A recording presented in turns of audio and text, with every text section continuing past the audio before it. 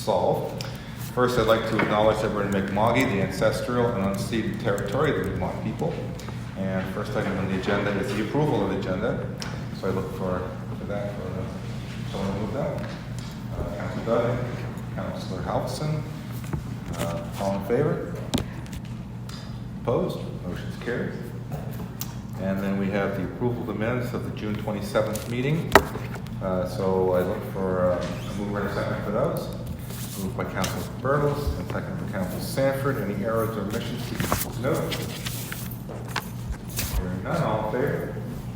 Opposed? Motion's carried. And we have a new item on the agenda tonight. It's public input and questions. So it's the first crack at this. So like most sea trials, I'm sure there will be a few things that we can do better along the way, but we'll get it started for tonight. So basically, it's an opportunity for people to speak and have input in the agenda of the day.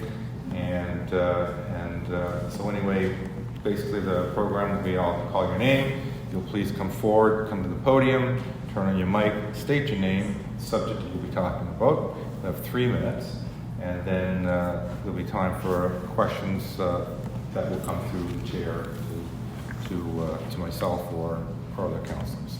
So tonight we have 2 people on the list to come forward, and the first one will be Paula Wren.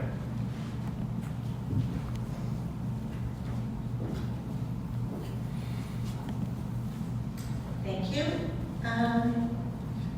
My first question is about this agenda item, the public input and comments, and all the rules that I found 2 sets of rules here about each person is limited to 3 minutes, each person must state their name, and so on and so on. The original idea, I believe, came from Councillor Sanford for this. And Jamie Doyle had said he was going to check with other jurisdictions, I think. So, do you know if he checked with other jurisdictions about their rules? And did Jamie Doyle come up with rules? So, I can defer that to you, Kayla. Yeah. Kayla worked with Jamie on this, so she'll answer. My microphone doesn't work either. I'm having so many tech issues. Can everyone hear me? Or? Okay. So the public input session that we're implementing now, we have looked at what other municipalities are doing. So we looked locally. So Wolffield has a very similar model, and that's where we took a lot of our inspiration from. But we also looked at what other cities do in terms of registering to vote, or not register. I've got election on the brain as well, in terms of registering to speak at council meetings. So what we're trying to do is have a bit of a parameter and limiting it to agenda items and a smaller time frame to have 20 minutes. However, we're also trying to encourage and promote. We've recently updated our Connecting with Council page to let people know you can send formal correspondence. This is how you can schedule a formal presentation at a council meeting, and there's some other options. Or also you could reach out to councillors individually or set up an appointment with staff and really work it out to see what that specific item looks for you. So this is really an opportunity to focus on the agenda at that specific council meeting. However, this is our first time doing it, so it could evolve a little bit. So as we go through the next few iterations of this, we really are going to evaluate it and see what works for. That's great, because I was talking to somebody from MODL, and they said they've always had the public participation item on the agenda. It's 20 minutes. If only one person signs up to speak, they get that 20 minutes. If 2 people sign up, they share that. They are free to talk about anything they want, agenda or non-agenda. The only stipulation is that council cannot make a decision based on what they bring forward. Mm-hmm. I would like us to have those kinds of non-restrictions. I find this pretty heavy, like especially comments and questions related to personnel, which I understand, current or potential litigation issues. How does somebody standing up to speak know what is a current litigation issue, much less a potential litigation issue? planning issues for which a public hearing has already occurred. So I take that to mean that I would be free to ask questions about Blockhouse Hill and King Street extension developments, because those would fall under planning, if I'm not correct, and no decision has been made yet. Is that correct? Yes? Yeah. Yeah, Okay. that sounds reasonable, yeah.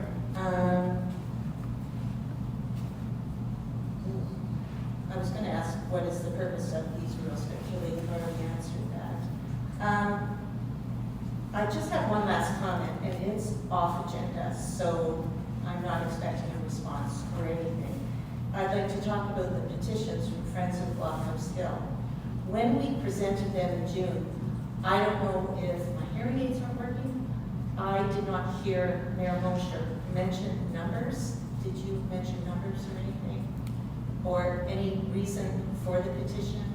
I don't think you've heard of that. I don't recall, Okay.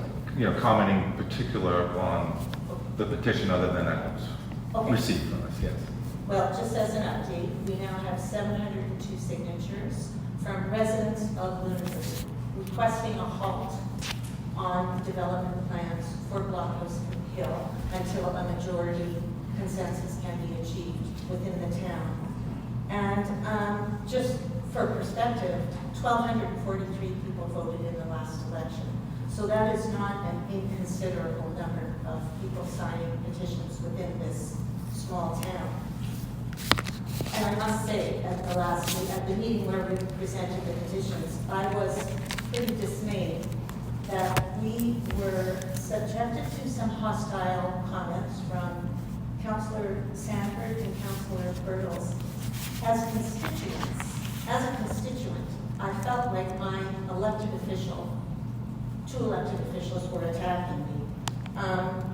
What I really objected to was that the person with the gavel did not stop that for reasons of decorum. And that's all I have to say. Thank you. Thank you, Paula. I think I'll just make one comment on the Blockhouse Hill plans in response to that comment. That we will, I guess we'll have the public hearing when we have plans. We only have plans to halt at this point in time. And I guess that's the message that Council's been trying to put out to the Friends of Blockhouse Hill, that we will have plenty of time for public consultation on the plans when we receive the plans. Because at this point in time, there are no plans other than the concept to develop a plan. Can I respond to that? Go ahead, Paul. Come down to the mic.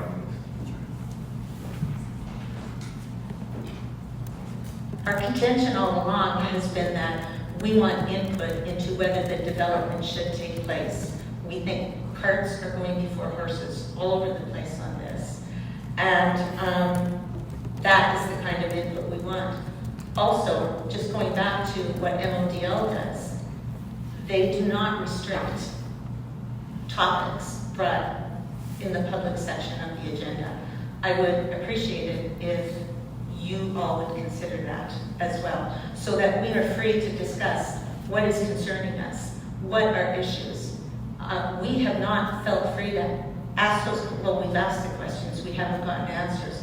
We have not had a public discussion about this, and that's why we are where we are at. There is a lot of division in the town. It's terrible. Most people in this town will say in all the years they've been here, they've never seen anything like this. If we could just come before council freely at every council meeting and speak what's on our mind, if you would have a little faith in us that we would conduct ourselves appropriately, that would be great. Then we could have some honest discussion. Thank you, Paul.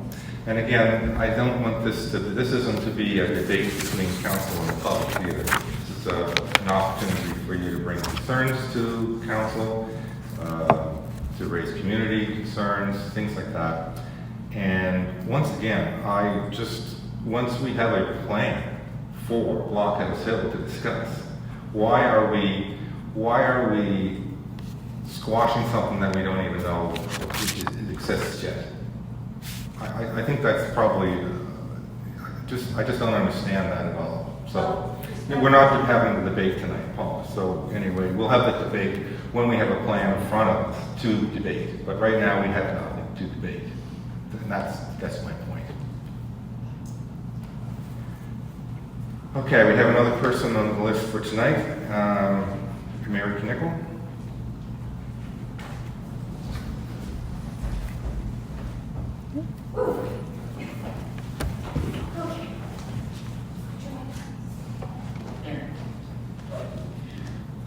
When I look at you through my reading glasses, it's blurry, so I'm just going to try to look at you both ways. So, Your Worship, Honorable Councillors, my name is Mary Knickel. Okay, it's about Blockhouse Hill, but I'm a composer, and I look at things mathematical. So I'm going to present this, and then there's a question at the end. It's a little bit of a preamble.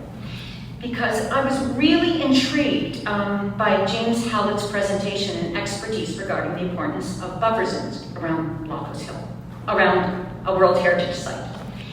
Now, the information that makes up a World Heritage Site is lengthy, and it is complicated. But what I have read myself, the buffer zones are really integral to keeping the World Heritage designation. But there is a couple of simple questions. I mean, there's pages and pages on the buffer zones, but I found a very simple version on the UNESCO website on the recommendations that preserve a UNESCO site status, and it states, number 42, no new building should be erected and no demolition, transformation, modification, or deforestation carried out on any property situated on or in the vicinity of a protected site, if it is likely to affect its appearance without authorization by the specialized services. So, out of the Blockhouse Hill presentation, and they were far more expert than I, and the information on the UNESCO World Heritage Site that I just quoted, and given that we've spent $100,000 plus on designs, my only conclusion for me is that either the town isn't aware of the danger of losing this important designation, or it's not important, or there's a special agreement with UNESCO that I'm not aware of. And if there is a special agreement, it would be really great for concerned citizens to know, just so that we wouldn't worry. And, but if there is no agreement, then what I have read, and what I've read about James Hallett, and what I've read on the site, it's not about Blockhouse Hill and King Street anymore. Let's get the emotions aside, because it's an emotional argument. It's actually about, are we pro UNESCO World designation or not? Because if building on those threatens that, that's what it's about. It's not about Blockhouse Hill or King Street. It's about the are you pro designation, Lunenburg UNESCO World Heritage, or not? And before I ask the question, I want to remind everyone what the UNESCO designation has done for Lunenburg, and I probably don't need to, but it reminded me when I looked at the list, and it puts Lunenburg in the same category, in the same list as the pyramids and the Great Wall of China and many other amazing sites. It puts Lunenburg on the world stage. Millions of people around the world visit World Heritage sites. So I think sometimes that we forget, like I forget how amazing this town is as it is. So my question to council is this. Is this council in favor of keeping the UNESCO World Heritage designation for Lunenburg, yes or no? If yes, has it looked into the buffer zones? Has it looked into the intricacies? Maybe there is a special agreement, but if there isn't, then has it looked into the importance of King Street and Blockhouse Hill in keeping the designation of the World Heritage status of Lunenburg? Thank you for letting me speak. And I know it's not on the agenda, so you don't have to respond. You can just tell me if I'm done. No, that's fine, that's fine. I guess, pardon me? Well, yeah, I'll try, Hillary, and if I botch this up, I'll gladly let you do it. But I'm under the same understanding as I said to Paula earlier. When Parks Canada sees the plan, then they can make a decision, but no decision can be made until they see a plan. Is that sort of the right gist of that, Hillary? through the chair, I suppose you are the chair, but through the chair, I'm happy to flesh that out with some more detail. So yes, Blockhouse Hill is in the UNESCO World Heritage Buffer Zone. And to your point that no building should be built in this buffer zone without the authorization of the requisite parties, that is something that we are doing. So within Canada, that party is Parks Canada. Parks Canada has been updated on this project multiple times, and they have said to us that they need a design before they can do a full heritage impact assessment, which is what is supposed to be done when something like this is proposed in a buffer zone. They have not, to date, said you cannot build on this site. They have said we need to see something in order to evaluate it, which again suggests to me that they're not 100% against us potentially pursuing a development. Now, of course, council has not voted on whether to proceed with the development or not. Anything that the public chooses to review will be sent to Parks Canada. I'm updating them on the file often. I have specifically reached out to them on June 26th for additional information on the buffer zone, and they have agreed with my assessment, which you can actually find in last night's Heritage Advisory Committee agenda, that the importance of our buffer zone and our authenticity of setting is somewhat ambiguous if you look at the UNESCO documents. So thankfully, Council had the wisdom to endorse staff's recommendation that we select Brian McKay-Lyons and Julian Smith for this project. Julian Smith, of course, having written the UNESCO recommendations on conserving World Heritage cities. So this issue of development, buffer zone, the relationship between setting, heritage conservation, and development is something in which he has real expertise. So all this to say, we will be seeking the relevant provisions. Staff is very actively researching the buffer zone and what could and could not happen there relative to our UNESCO status. Why did we spend so much money on designs if, is there any way that we could have found out without the design? I don't know who I'm asking that. My understanding is no. Parks Canada has not felt that Parks Canada has not given us the direction that no design is the only option, that no development can happen in the buffer zone for us to keep our UNESCO status. Hence, they feel that going down the route of a heritage impact assessment is the most appropriate course of action. Without Parks Canada's opinion, we can't refer a project to the World Heritage Committee. So this seems to be the path of least resistance to getting clarity on what can and cannot happen at this site. Thank you, Mary. Okay, thank you, Hillary. Is for this your somebody's knowledge. pen? Is this my pen? We have the pen. It is now. It's here. I will leave it here. The pen is complimentary. Okay, so I guess that concludes our public input portion of the meeting, and we'll move on to public hearings and presentations. We do have a public presentation here from for drinking water within the municipality water supply, and I think we have Reed Shepherd here from MODL, Manager of Planning, to present the item. Thank you, Reed.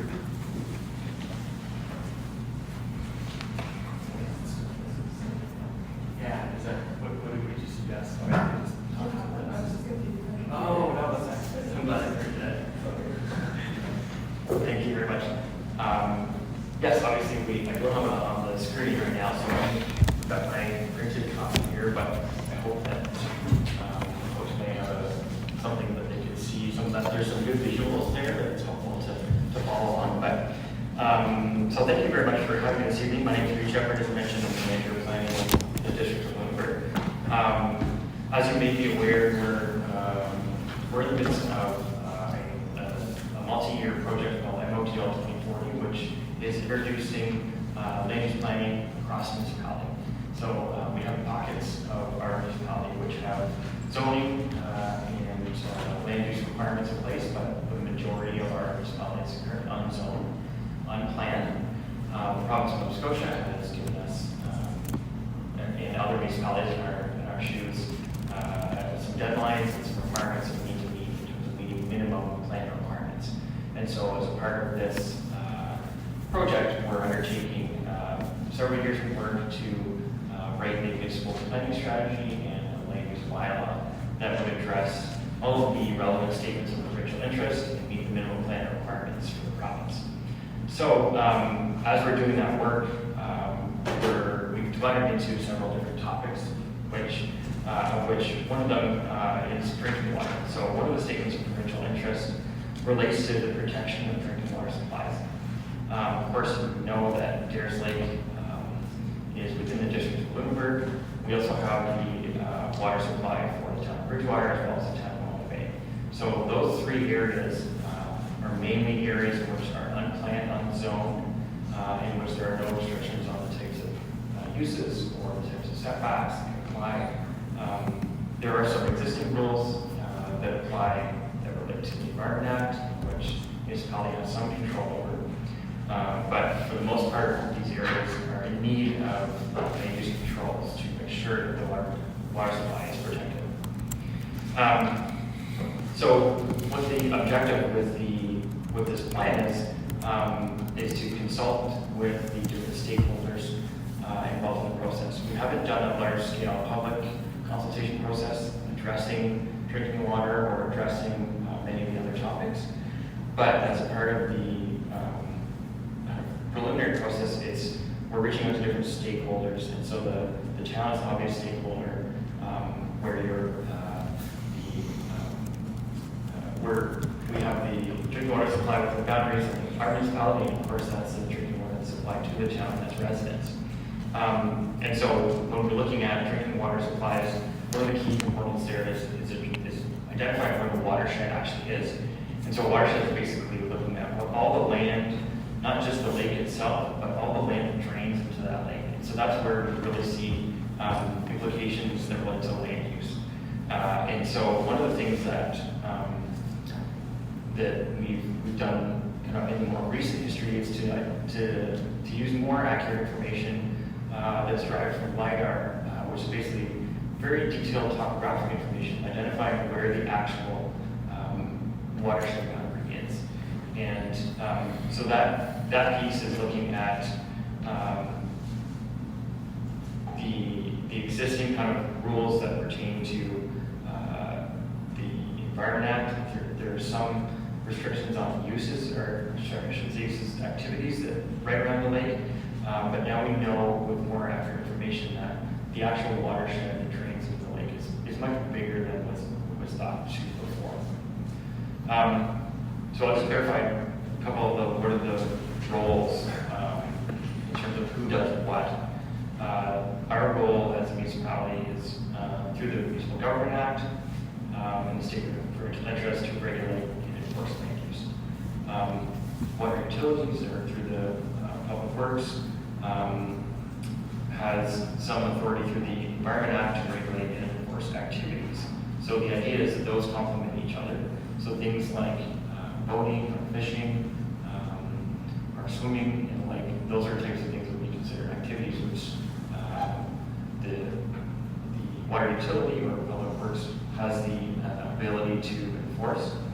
But it's our role as a municipality in the district of Lunenburg to regulate and enforce land use. So things such as whether it's residential, agricultural, commercial, those are things which can potentially have a serious impact on water quality. So what we did, one of the graphics which I think is very helpful is looking at what the current land uses are. So we have a map there showing there's a blue outline around Dares Lake. What that's signifying is the area which is currently governed under the Environment Act and has some regulations that pertain to it, primarily to do with those activities that I discussed. The larger area, which is outlined in green, shows the actual watershed. So that's the boundary to where we know at that point along that ridge, anything outside of that green line is draining in a different direction. So anything within that green boundary eventually drains into Dares Lake. So that's where we're paying particular attention. that just gives an over what we're looking at in that slide. It's just what are the current land uses that are happening there. So in the case of Deers Lake, some of it is government-owned, of course. We have mainly agricultural properties, some forestry activities, but not a whole lot of development overall.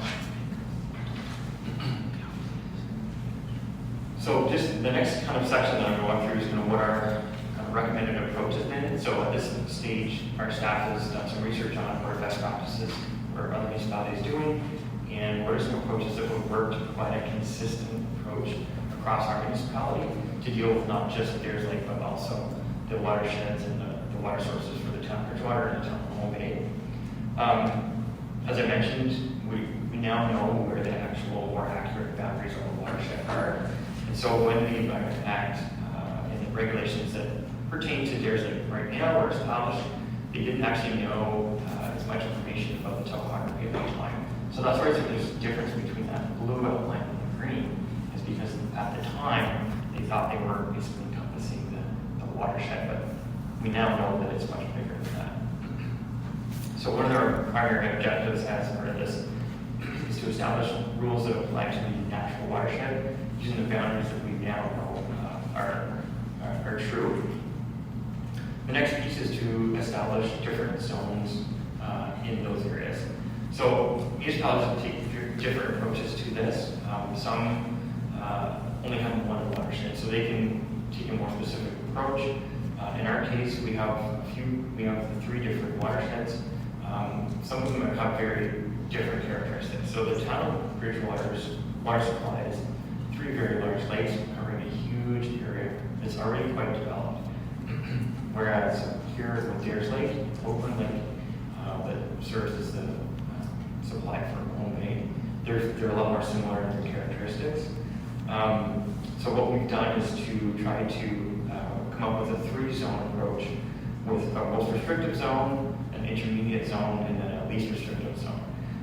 Obviously, the most restrictive one would be the one that applies more closely to the boundaries of the lake, and then as you go out further, the least restrictive zones will apply.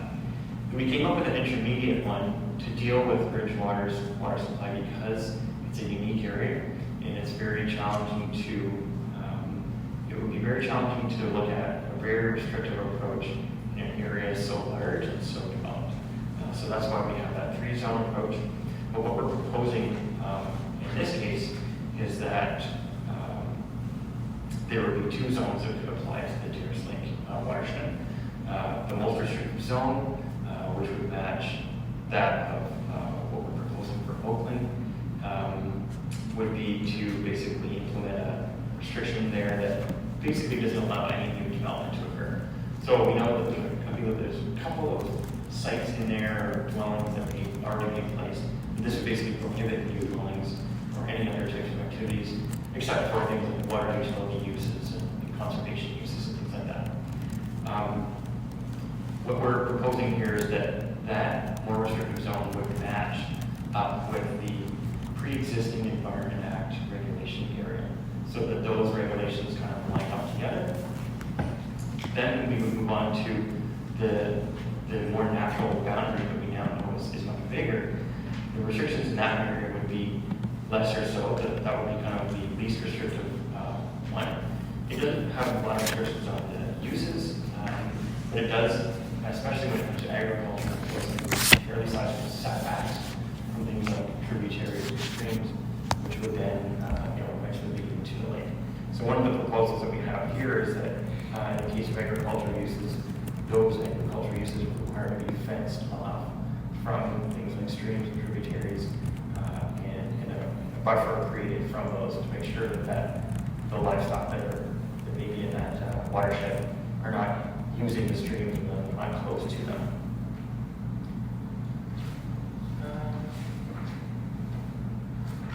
Thinking ahead here, so that was kind of a bit of an overview of the different zone approach that we're proposing.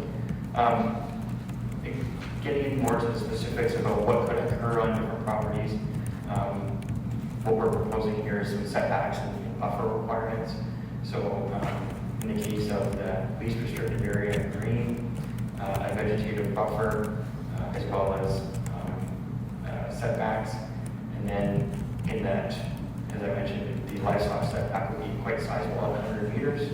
And then in that case of the area directly around the lake, a fairly significant setback for any type of development as well as vegetative buffer. So both of those are geared at ensuring that activities that take place on properties are away from the water, and then the vegetative buffer is helping to filter anything that goes close to that water's edge, and then just keeping activities away from the water generally. Overall, it's about protecting water quality, reducing runoff, preventing soil erosion, capturing and filtering nutrients. Related to that, of course, is erosion and sedimentation measures. So that's about if there's new development being proposed in any of those areas, there will be a requirement as part of the development process to provide erosion and sedimentation plans, and just making sure that things that may be occurring primarily in that green area that's the least restrictive one. If there was new development proposed in that area, that there were measures taken to prevent things like runoff occurring, which could lead into streams and things like that. That's just a kind of best practice, but particularly important in this case. Another aspect here would be increasing lot sizes and reducing lot coverage. So that's about reducing the overall density. What we can see, especially if you're looking more in terms of what's happening towards Bridgewater, small lot sizes along water bodies can be problematic because the amount of impervious surfaces, that increases the amount of runoff. And so by increasing the lot size requirements, that's going to overall reduce the amount of development happening on those lots. And then on the lots themselves, by having a low amount of coverage for those lots, you're basically saying there's only a maximum amount of hard surfaces that you can put on those properties.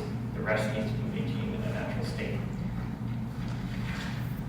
The next piece is for those properties or developments that are in those areas, which would be deemed to be kind of legal non-conforming. This would basically introduce some sort of restrictions, whether it's a development agreement requirement, so that somebody who's looking at doing an addition or changing footprint or adding to something that's there now would need to go through a process to ensure that it's done in a manner that's not going to have any kind of negative impact on the water quality. And again, that's just about controlling, making sure there's a level of control on development, so that we're putting a lot of scrutiny on that. Just back to what kind of implications are in the Nares Lake area. There's just an overview of what we have there. We've got about 189 properties in total. In terms of what's within the existing protected area under the environment regulations, what I have here is there's 2 dwellings located there, about 36 properties in total. When we look at that larger area, the natural area, we've got about 153 properties in farm dwellings. So not a whole lot of activity going on there, but as we all know, there's certainly a lot of interest in development, and so it's just about establishing some controls to make sure that development, particularly in the area of green, that could occur in the future, is done in an appropriate manner. So that kind of concludes just my overview. Basically, what we're doing is presenting our kind of recommendations. We've gone to our council with these, and then what we're doing is talking to stakeholders and then gathering their input from that stage. Once we get into likely next year or the following year is when we'll take the recommendations that we have. We've taken input from stakeholders, made some revisions to it. That's when we'll go to more of a public process. Of course, these are public meetings, and the public is welcome to join in and chime in on this, but we'll have a more specific process happening later where we kind of are collecting things in a more direct manner. I'm happy to take questions, and anyone has any as well. Thank you, Reed. Any questions for Reed? Thanks for the presentation. A couple of questions. Obviously we're concerned about our water supply. When you say you've taken this to your council already,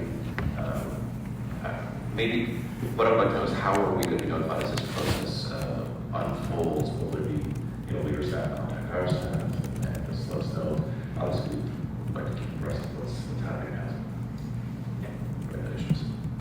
Yeah, that's a great question. I think at this stage, like we had a preliminary discussion with your staff. What we talked about was at this stage, kind of, we'll be able to give this information to you. You can work with them. You may have recommendations that they'd like to have presented at a different opportunity. We're kind of hoping from this council that you're willing to provide some type of kind of, whether it's a written response or any kind of comments on what we have so far. And then in terms of the next stages, absolutely, we'll be keeping in touch when we have those next kind of engagement stages. We'll be looking for comments from other kind of stakeholders as well as the general public as well. I guess I have a question for the chair, perhaps through to Arthur. I'm just wondering, you've had conversations already. Have you had time to form an opinion on what you've seen here? Would you want to make a presentation to council about your opinion, or do you want to hold off to work further on this process? Through the chair, for the public record, my name is Eric McDonald. I'm the Director of Community Development. Reed and I have been working since our first meeting, maybe 6-8 weeks ago, roughly. And what I plan on doing is working with MOD over the next month or so, come up with a response, present that to this council as our official response back to MODL, and just further work together through the entire process. This is a multi-year process, I believe. MODL is looking at 2026 with regards to implementing their new music planning strategy and land use bylaw. Personally, I would have a recommendation to see if our council wishes to expand the prescribed watershed under the Environment Act to the actual natural watershed. But that's up to further discussions. So hopefully by September, the first meeting of council in September, I'd like to bring this back and have a report for council's consideration. I just wanted to make sure we had some response, some timeline for our response for you. So, thank you very much. Anyone else have a question? I have one. So this process is going to go into 2026. So is there any moratorium in development there while this process is going on? Because usually people rush in and try to put their stake in the sand quick before the new rules come into effect. Yeah, that's a question we get a lot. Probably we're doing some other work on the coastline as well. I guess the 2026 is a ballpark right now. We'd like to aim to be closer than that. This project was started in 2020. Obviously, there's complications that year that delayed things. In terms of prohibition, we've talked about that a lot lately.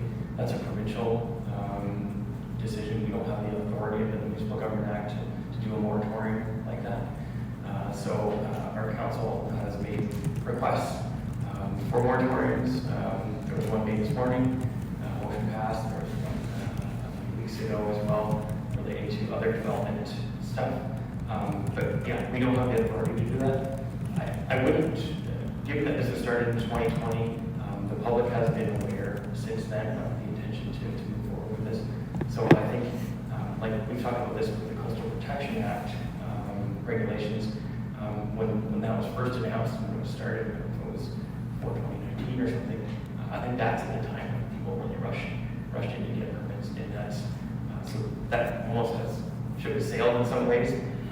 Fortunately, I don't think there's a whole lot of development happening still in this area, not that I want to encourage it by any means, but even if we wanted to, it's a challenging thing to undertake, given that it's a provincial decision.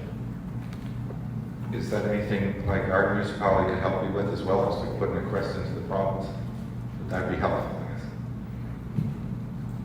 Yeah, tough to know. I'm sure more voices are helpful. I would never say never to anything.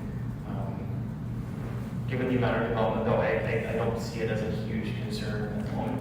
One thing we did talk about at the staff level was making sure there's really good communication between when it comes to just the development officer officers and when we're getting inquiries and when we're getting permits happening. That's a really important piece to make sure that you folks know when we're getting permits and what changes are happening out there, because there's not a direct process that's linking those two together. So we're definitely committed to doing that. And when we see something going on, I think there was a few emails recently where I think somebody, maybe Tyler, was wondering if something's going on here. Do you guys have any permits for this? So we're very much in communication. I think that's the most important part, is we're on the same page. Thank you very much. Hopefully I think we're in good hands anyways. We did a lot of work up there not too long ago, buying a huge swath of land, so that was a good move on the town's part as well. So thank you. Next is public hearings on the repeal bylaw. Do you want to take that over on our next steps on that? Yeah, for sure. My microphone works again. So for here, we're working. The computer's still not, but our microphones are. It's a great day. I can go stereo. So what we have here is our repeal bylaw. So the intent of this is that we will have a public hearing, which we do have one person registered to speak, but and we've received no written submissions on it. So what I'll do right now is outline the bylaw, and then we'll pitch it to council to see if they have any questions, and then we'll invite our one registered speaker to come speak, and then we'll open it up to the floor if anyone has any questions about this proposed bylaw. So what you're seeing here is our repeal bylaw, and the intent of this one is to repeal 15 outdated bylaws. So all the bylaws that are there are listed in the council agenda report, but we have confirmed that a lot of them are no longer ones that are being used. Many of them are written in the 1970s and the 1980s. You can tell from the typewriter font that they're quite dated. A lot of them refer to acts that no longer exist, such as the Towns Act. They also refer to practices that we just don't have, nor would we think we should have. So a great example there is we currently have on the books a curfew bylaw, which would ensure that minors would not be able to be outside after 9 p.m. or something like that, and that we would enforce that. That has never been enforced, and we have no intention to do that. Another good example of the 15 is we have, just to highlight some of the how they're not required, is the engineer bylaw. It's a bylaw stating that we will have a town engineer, and that's really a internal staff. So the MGA states that the CAO can appoint a town engineer, and that would be through our hiring process. So essentially the town engineer's job description is not a bylaw, nor should it be a bylaw. So again, we're just getting rid of these stagnant bylaws. I would like to highlight all of the 15 there, repealing all of them today or when the bylaw comes into force. None of them have any impact on the day-to-day operations of the town. They are so outdated and so not used that they will not impact anything that we currently do at the town. So if anyone has any specific questions from council, I'm happy to go through it, or if you'd like me to further discuss any of the specific bylaws in the list, we can do that. Through the chair. Yeah, Susan, yeah, sorry. Go ahead. So I was just looking for a little more clarification on bylaw 13, which is the public meeting bylaw. And when I looked at it, and I looked at in the table the replacement, I'm wondering if, and it could be just the way I'm reading it, so I don't know that I'm understanding it correctly, because it almost looks like apples and oranges as opposed to apples and modern day apples, right? So can you help me better understand bylaw 13? It's like you want us to lose elements or aspects of something that may be relevant that we haven't yet got to. Thank you. Yes, so bylaw 13 on our website is where we keep all of our active bylaws. It's listed there as the public meeting bylaw. However, when you open up the document, it's actually called the ratepayers and voters meeting bylaw. So what that is it sets out the procedures for ratepayer meetings. In the town of Lunenburg, we do not have ratepayers meetings, nor do any towns or major municipalities. Where you see ratepayer meetings is in rural fire departments. So the Municipal Government Act is what regulates our budget process, which we all know we see in our annual budget process. So anything that has to do with rates or the town budget or borrowing comes to a public council meeting and is through a staff report. Again, this is one of the things that references the Towns Act, which I believe was squashed in the mid-90s. So perhaps that was something that was done in the 70s. However, it no longer aligns with the Municipal Government Act, which would trump any of these outdated bylaws. So this bylaw sits as active on our books. However, it doesn't align with the Municipal Government Act, which takes precedence over any of our practices. Does that clarify? Thank you. Any further questions, Cal? Okay, so then we open up to the public. Yeah, so we have Rachel Martin. Okay. Oh yeah, we have Rachel Martin. Could you please come to the podium, please?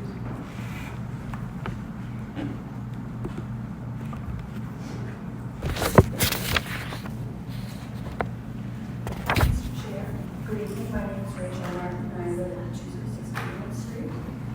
Thank you for this opportunity. Thank you. Thank you for this opportunity to participate. Interestingly, I'm here to comment on bylaw 13. When I read the bylaw today,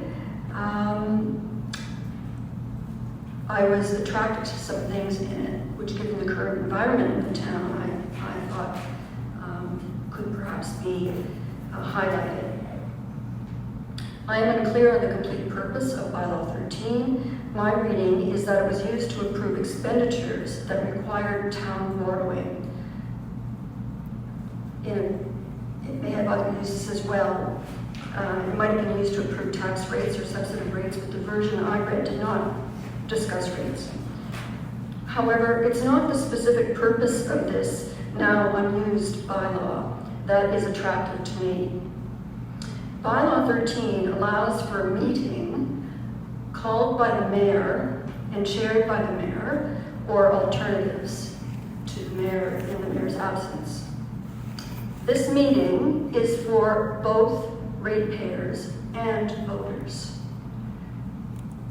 and they all have a vote. The meeting requires a vote. It requires pre-publication of the issue of the meeting. When I read this bylaw today, I thought, wow, these are valuable democratic values that result in meaningful citizen participation. In this council meeting package, a reason given for repealing bylaw 13 is that it is outdated and does not align with current practices, and that meeting procedures are established in the council and committee meetings and proceedings policy. This policy, however, does not provide the high participation level that is in bylaw 13. There is no allowance for participation of ratepayers, nor voting on issues by citizens. As well, a policy by its nature is more easily subject to change and does not carry the weight of a bylaw. Bylaw 13 was the practice at one time in Lunenburg, and what a wonderful town has resulted. The question surely is whether a bylaw that mandates some level of meaningful citizen participation is still desired by its citizens. Bylaw 13 perhaps now conflicts with provincial legislation.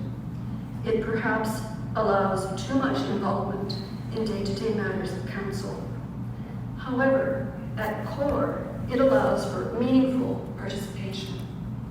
I ask this democratically elected body of councillors to amend the motion and exclude the repeal of bylaw 13 at this time to allow for further consultation and discussion on a new bylaw that expands citizen participation in Lunenburg.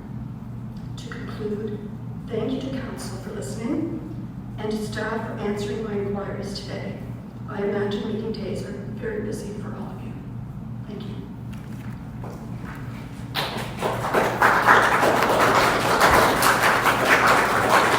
Thank you, Rachel, for the very thoughtful presentation. I just had a question then through to Kayla.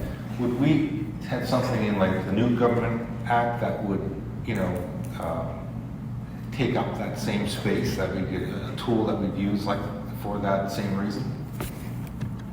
So again, in a ratepayers meeting and this outdated bylaw from the 70s, it did invite voting from ratepayers. However, that goes against the Municipal Government Act. So council is elected to make decisions and the budget process is elected through there. If council were to look at considering more public participation, public engagement, that would be a separate policy that you could create and different practices. However, bylaw 13 as it stands is not valid and would not be something that would align with the Municipal Government Act and how we would have to operate voting practices within local government in council. However, again, if council were to direct staff to explore further community involvement or engagement or different practices, what that could look like, that's something we could start to explore. So even if bylaw 13 stayed in the books and we had a public meeting and we voted on something, the vote would not be valid with the new Municipal Government Act? Is that kind of what I understand? So in the way that it's laid out, we don't hold ratepayer meetings. So the only place we see ratepayer meetings being held in the local area, I suppose, is the municipality of the District of Lunenburg does hold ratepayer meetings at rural fire departments. So that's where you see it. You'll typically see, you can drive by when you see it, it'll say our annual ratepayers meeting is tonight, and that might talk about an increase or a decrease to your rural property taxes of what you might see for your fire. So for us, that is done through our budget process, and we do have the opportunity for public input in that and the public agenda process, and then council votes, and they can hold other meetings. So this bylaw as it stands doesn't carry any weight as to how, which is why we reference our council procedure policy, because that is how, in alignment with the Municipal Government Act, the town has said they would run their meetings.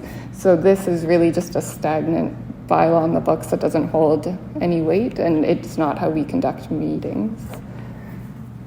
Does that answer? Yeah. Thank you, Caleb.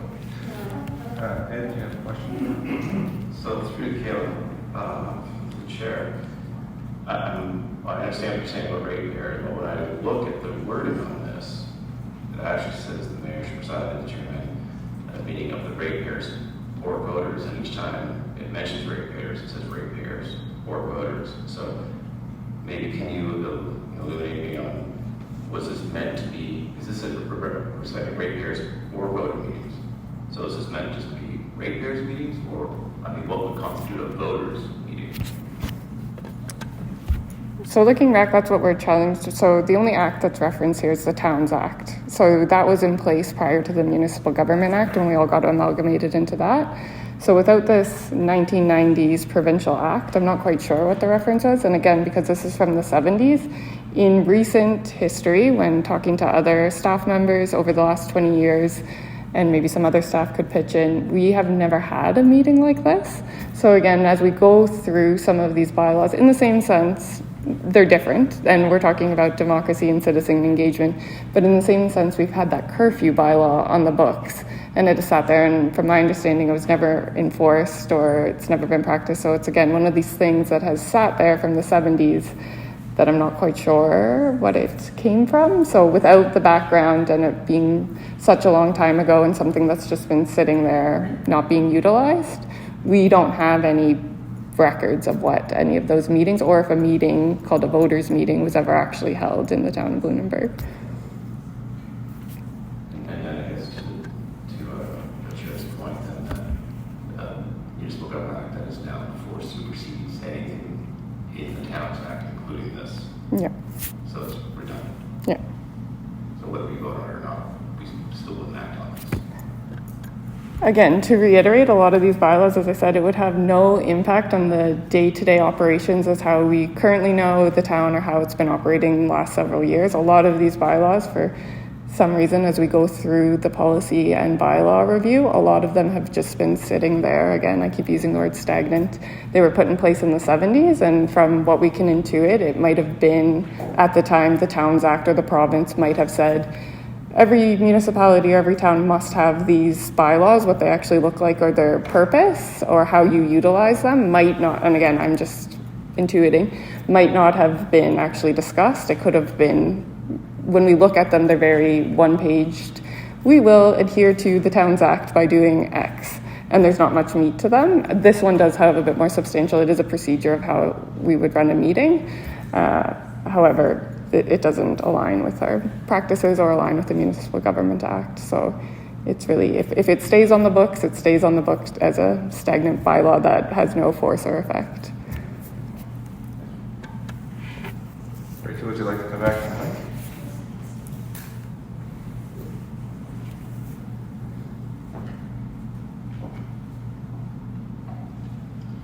I absolutely agree that it's not an enforceable bylaw. I guess the point I'm trying to make is that there are many characteristics in it that are very attractive, and it has done no harm sitting there. So if we leave it sitting there and use it as a catalyst for a discussion to begin on what the town might want to do going forward to improve, or maybe improve, that's subjective on my part, it's citizen participation. So that's really why I suggest leaving it there. Because once it's gone, it disappears.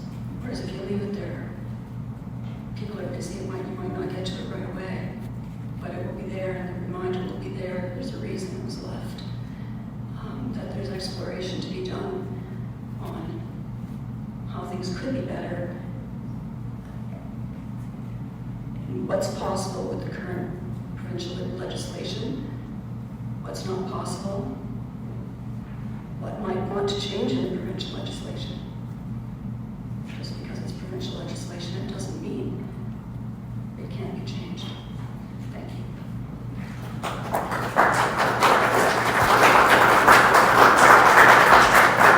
Thanks again, Rachel. I think this is, I think what we've all been struggling for here lately is like public input and how it's conducted. So perhaps we can direct staff to, further implement, and massage our efforts to receive input from the public. Go ahead, Melissa. Sorry, Councilor Bud. Through the chair to Kayla, so my understanding would be that there is something in the MGA that does cover public participation in meetings. Is there something that we currently follow for that? So my understanding just from, and I can double check and give it a more detailed answer later to you folks, but there is public participation laid out, and it's mostly for planning and development items. So perhaps like Art or Hillary or someone here could speak to that a little bit more. So it's quite restrictive in what the planning side of things looks like. And there's not much for outside of planning, which was initially when we were moving forward with making some changes into public hearings and bylaws. The Municipal Government Act states that only planning and development related items actually require a public hearing. So now we are offering public hearings, as was past practice, on all bylaws, just to give people the opportunity to weigh in on new bylaws or amendments to bylaws. However, that's not a requirement of the Municipal Government Act, so that's where you can start to see that we do have some of our own capacity to set regulations that work for the town, as long as they don't supersede what the Municipal Government Act is trying to say. So as far as what it actually says outside of land use and planning items, I'm not quite sure if it's written or if it's very confined to a certain regulations of how we must do things. So we can definitely look into that and explore and see if it says anything, and look into see if what other municipalities do and try to figure out some stuff like that. As an aside, I don't agree with keeping this bylaw on the books. It's incredibly sexist. It doesn't cover, it's obsolete at this point, so I think that scrapping it anyways and coming up with something new and current would make sense. Yeah, I think that there are some good points being made about needing a bylaw or something to, that includes meaningful discussion and public participation, but this isn't it, unfortunately. Thank you, Melissa. Is there anyone else from the audience that would like to come forward and speak to this topic?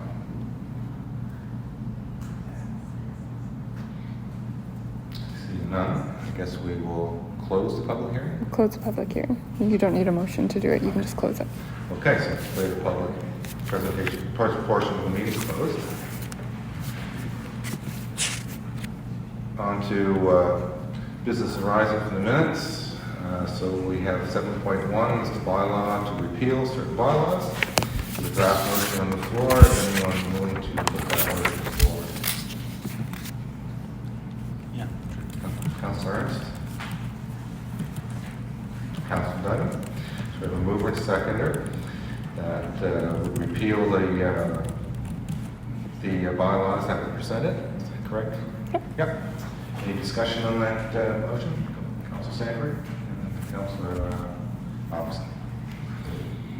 I would like to thank Rachel Martin for bringing this forward and sharing her thoughts. And again, it spoke to me in the same way as I was raising questions, because I felt as I was reading that, that there were elements of it, and I think it was relative to the process pieces around participation in hearings.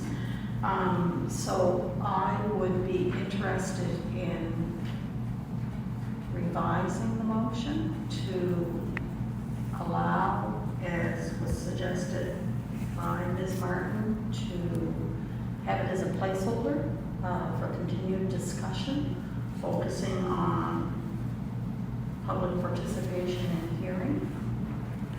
And I recognize that the bylaw is outdated. However, as a placeholder, I think you can give us a beginning point to discuss the process aspects of it going forward. So I would like to amend the motion as it is. Thank you. Okay, thank you, Councilor Sanford. You're not as well skilled as this is what our ex-mayor used to be. So I think now we have We need a seconder on the amendment. a seconder on the amendment. Okay, so we have a seconder on the amendment that Councilor Sanford put forward.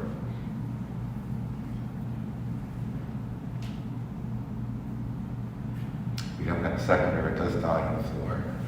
That much I do know. Okay, it doesn't look like we have a seconder for that. So we're back to the original discussion on the motion. So there's Councilor Hamilton, I think you had a point forward. Yeah, again, thank you, Rick, for bringing the points forward. They're well received, and to that point, I don't think we need to leave this as a placeholder. I think your points are well taken. I think it's something that we should look at. And we don't need to keep an obsolete bylaw on the books to do that. I think we just make that a priority for ourselves and for staff to do that. So I'm not sure if we should be looking at a motion for maybe killing up here, but I would like to. Maybe we can have some kind of consultation. We're making stuff off the floor here right now, trying to look at stuff. But I would like to see this recognized. I'd like to see some of what was presented here go forward. So, and to improve public engagement. I don't know if there's something we want to do as far as maybe holding a public meeting to talk about what form this would look, how we could reshape some policies. We already do the public hearings as required for development. Our budget process is we have public hearings for that, and that's hoping to get back to slides underneath it again. But it could always be better. So I'm not sure what's the consensus on the table here. We want to try and perhaps continue to discuss this with the public. We want to call a public meeting. Perhaps something before council meeting we can make it part of the agenda. I'm not sure how we want to proceed with that. Well, I think we can direct staff for more information. We don't need a motion. We can have a consensus from. Yeah, and I'll capture that in the minutes. Yeah, we'll as well. capture that in there. So we'll have consensus from council that we do want to pursue this further. I think it can be, you know, around our public presentation that we had tonight. I think it can be, you know, it can go deeper than that if need be. But I really think what we need is an understanding from both council and public of, you know, what is the process here and what are the expectations of the process. I think that's the biggest hurdle we have to get over here is what the expectations are, right? The public has certain expectations and we are trying to accommodate those expectations. But we are also restricted by rules and regulations that we have to adhere by, and then the public also has to realize that those rules exist and they're there for reasons. So, so does that mumble it up enough for you, Kayla, that you can bring forward something for us here for discussion at a future meeting, and we can incorporate that with input from the public when we have that discussion? Okay. And I'll just look out over the whole crowd, and this, by nodding heads, does that sound reasonable? We're starting with So we have a general consensus from council and public that this is where we'll be heading for. Now, we still have a motion on the floor. Are there any other discussions on that motion? Hearing none, I'll call the question. All in favor? Opposed? Motion is carried. Okay, next we have correspondence and petitions. Is there anything there, Carolyn, that we have to bring forward? I don't think so, just for information. we do have a motion there. Oh, okay, sorry. Do you want me to- Agenda, I'm trying to read. Do you want me to speak to it? Or? Yes, please. Okay. So on your agenda under correspondence, you will see an invitation from the Joint Regional Transportation Agency. They're a provincial crown corporation created by the Government of Nova Scotia, and they would like to start a municipal working group to address challenges associated with transportation systems or a lack of transportation systems in the region. So what they're doing is they're reaching out to, I believe it's 15 municipalities within an hour or so radius of the Halifax Regional Municipality.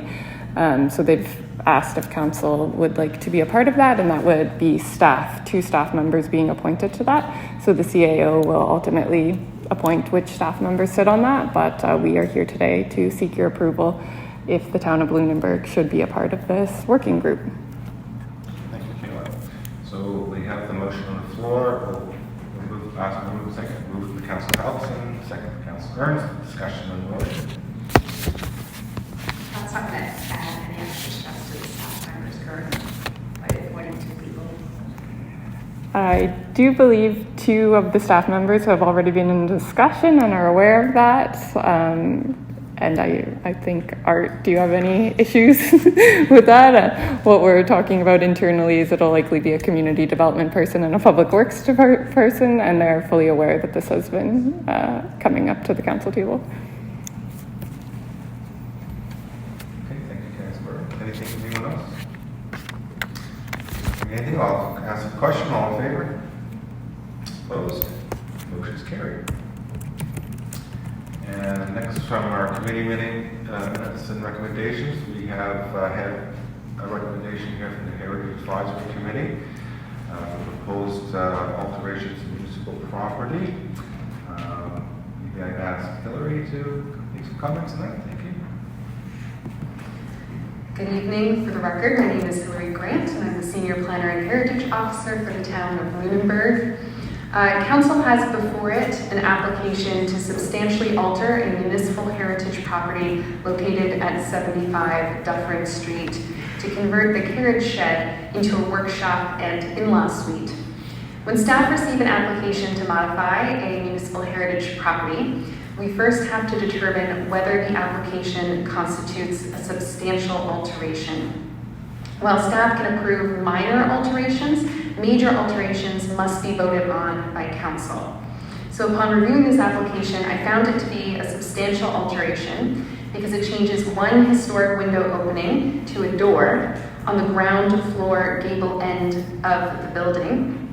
Before going to council, major alteration applications should be referred to the town's Heritage Advisory Committee. I'm happy to report that this application was reviewed by them last night, who voted to recommend council approve the application as presented and direct staff to issue a heritage permit for the project.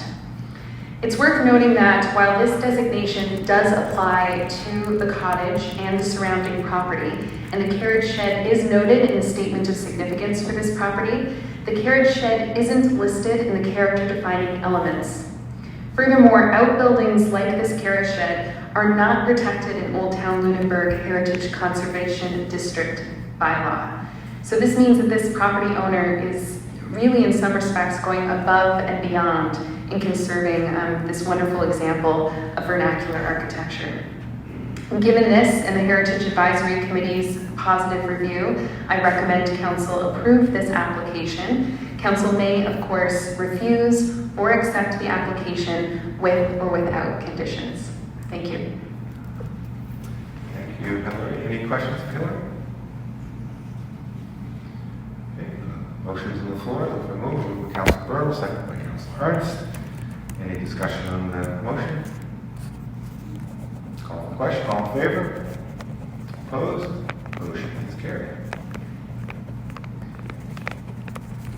Okay, that moves us into new business. Electric utility operating and capital budgets. Got Lisa back, thank goodness. No mask tonight, Lisa. He wants to get better. Anyway, we'll look for her to present this budget for us. Thank you, Deputy Mayor. For the record, I'm Lisa Begley, Finance Director for the Town of Lunenburg. I did have a few slides that I prepared for council, but I think with our technical difficulties, we don't have those, but I think I can run through things for you anyway. So the electric utility that's before council this evening has an estimated revenue of $7,171,000. Unfortunately, the expenditures are coming in at $7,371,000, which is a budgeted deficit of $200,000. The main driver of that is power purchases. Power purchases for the utility are roughly 80% of the operating budget costs, and two things are sort of at play in this particular upcoming year. The ratchet demand that we hit in February of 2023 is the highest that we've hit ever in the electric utility. It was a record-breaking cold that particular weekend. I think it was a 30-year record that was broken. And as the ratchet peak is usually indicative of our power purchases and sales for an upcoming year, but I don't think necessarily a record-breaking year can be assumed that it will be followed by another record-breaking year. So that does have some significant impact on our small utility. The other cost driver, which we will be speaking about in my next memo too, is the rate increase that we've gotten from Nova Scotia Power for the municipal power rate, which applies to every kilowatt that we purchase. The budget has been prepared, assuming that the flow-through rate will go through and that has been worked into the budget. Overall, there's changes in multiple accounts on the budget document. You will see those to the far left, but the main item that changes in cost is the power purchases, which have increased by a little over $400,000. Looking forward to the capital section of the budget, the capital year for 2023 is mainly just the standard maintenance capital that we would have, looking to prepare for the larger capital projects that are coming forward. With those, for the next 5 years, looking at $8.9 million, there would be a general rate application that will need to go forward to the board. That will be undertaken by staff in the fall of 2023. I don't know if there are any particular questions that council has. If not, there are two motions included in your agenda for passing that budget. I think we have some questions. Councilor Howison? Easy, I do have a real quick one here. I see on the operating budget, going down the bottom lines here, you mentioned the deficit of $200,000, but then I also see a transfer to capital reserve of $173,000. The transfer to capital reserve, is that being used on projects in this year, or is that just contingency? So that 173 was the transfer that was completed in the 21-22 fiscal year, and that is sitting in the capital reserve for capital projects. I see, I read it wrong. Yep, no problem. Any further questions for Lisa? I have a couple here, Lisa, as you might almost know. Hi, Mrs. Hill. So you mentioned the ratchet demand, and I understand, like, it was an extreme weekend that we experienced. That would just be the weekend that we would, get measured on it, I suppose. Can I just? Yeah. The measuring happens from the 1st of December right through to the end of February. Okay. Just for information. Okay, good. But I do understand that, or I'm under the understanding that we did put in like computer equipment that would help mitigate, a situation like that. So, to what extent did that help us? And you are correct. We did put in equipment, not computerized equipment. It is actual, excuse me, I'm not an electrical engineer, but it is actually on the lines, and it somehow minimizes the line loss that we had. The trouble with that is that when there is still cold, you can't change the weather. It mitigates the ratchet demand that we would have hit, but it doesn't take it away entirely. The other question I have, so this deficit is with the flow through from the NSPI, but then you state that for our future capital repairs, we're going to have to apply for our own rate increase. So when I read around, we're seeing increases around in our neighborhood of 35-40%, and is that sort of what we're anticipating for this as well? At this point, I wouldn't say that it's at that kind of level. Those ones that we may have seen from our neighboring municipalities, that was related to their power purchases and a combination of deferred capital, from what I understand. But I really don't have a percentage that I can give you at this point in time. The budget, I will say, does not factor that in. I don't know if I said that in my speaking notes. Doesn't factor a general rate application into the overall revenues for this year. Only the flow through has been factored in. And as you know, we had a discussion on, the sale of the utility and whatever, and I know you've been away and not been able to work on this, but now what sort of a timeline do you think that we can see something like that come forward? Sure, yes. I mean, the CAO and I have checked in about that upon my return. That probably will be an item that will come forward again with council in the fall, too, as well. Okay, great. No, that's another night altogether, isn't it? Yes, it is. Okay. Any further questions for Lisa? Okay, we have a motion on the floor. Do you have a mover and seconder? Moved by Council Allison, seconded by Council Sanford. Any discussions on the motion? Just one question. Are we just doing one motion at a time, or are we taking both motions at this point? I was assuming we're doing one, but we can't do the two. I guess they're related anyway. I think, yeah, we could do both. Is that okay with the mover and seconder? The operational capital. Yes. Yeah, okay, so we got the both motions then to the vote on. So any discussion on that? None, call the question. All in favor? Opposed? Motion is carried. So we have a budget, Lisa. Thank you.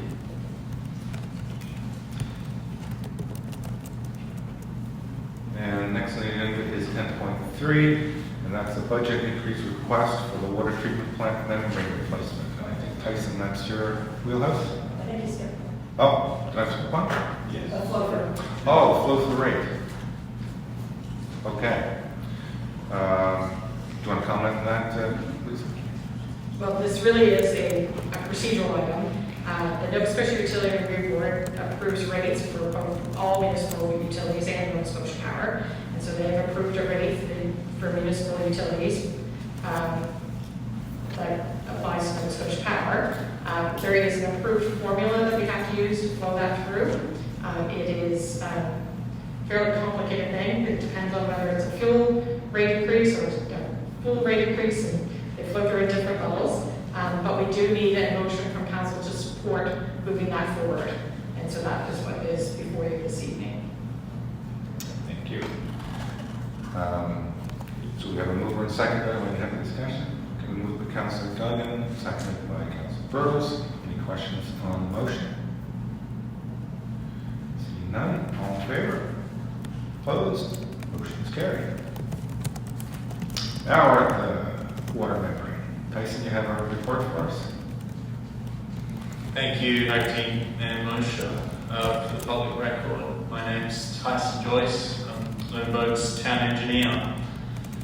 This evening, for my first report, I have a budget increase request for the water treatment plant membrane replacement work. So we have two recommendations for council. The first would be that council approve an additional $304,000 for the water treatment plant membrane replacement 23-24 water utility capital project for a project total amount of $659,000. And this additional amount be funded by a combination of the town's membrane reserves and the depreciation funds. And then the second part of that is that council award Paul Water for the amount of $564,132.51 plus HST to supply and install the membrane replacement at the town's water treatment plant. So just some background on the plant itself and the membranes. So the water treatment plant was commissioned back in 2009 as a microfiltration plant, replacing the reservoir system that was on Northwest Road. As part of that, 4 skids of 21 membranes were installed, and they act as a key component of the filtration of the water that comes from Dares Lake. So typically the membrane modules have a 10-year service life. So as you can see, we're past our 10 years. That would be 2019, 2020. So as I said, the membranes are a key component to remove impurities in the water such as organics and metals. Due to a combination of factors, so the quality and the characteristics of the water at Dares Lake, the manufacturer of the membranes being an industry leader at that time and continuing to be so, the town's demand for the water and the attention to detail of our operators at the water treatment plant, and probably some luck as well, if we're being honest. We've been able to prolong that life to extend it out to the 13, 14 years. We don't consider there's an immediate danger with the membranes that are in place, but it is very important, with water being a core resource, that we offer residents and businesses in town that we're proactive and don't get ourselves in a jam with this. So it's moving on to the discussion. So planning for the membrane replacement, staff have considered several aspects. One is the duration of the replacement. Originally it was thought potentially the replacement could occur over a 2-year period, like 2 skids at a time.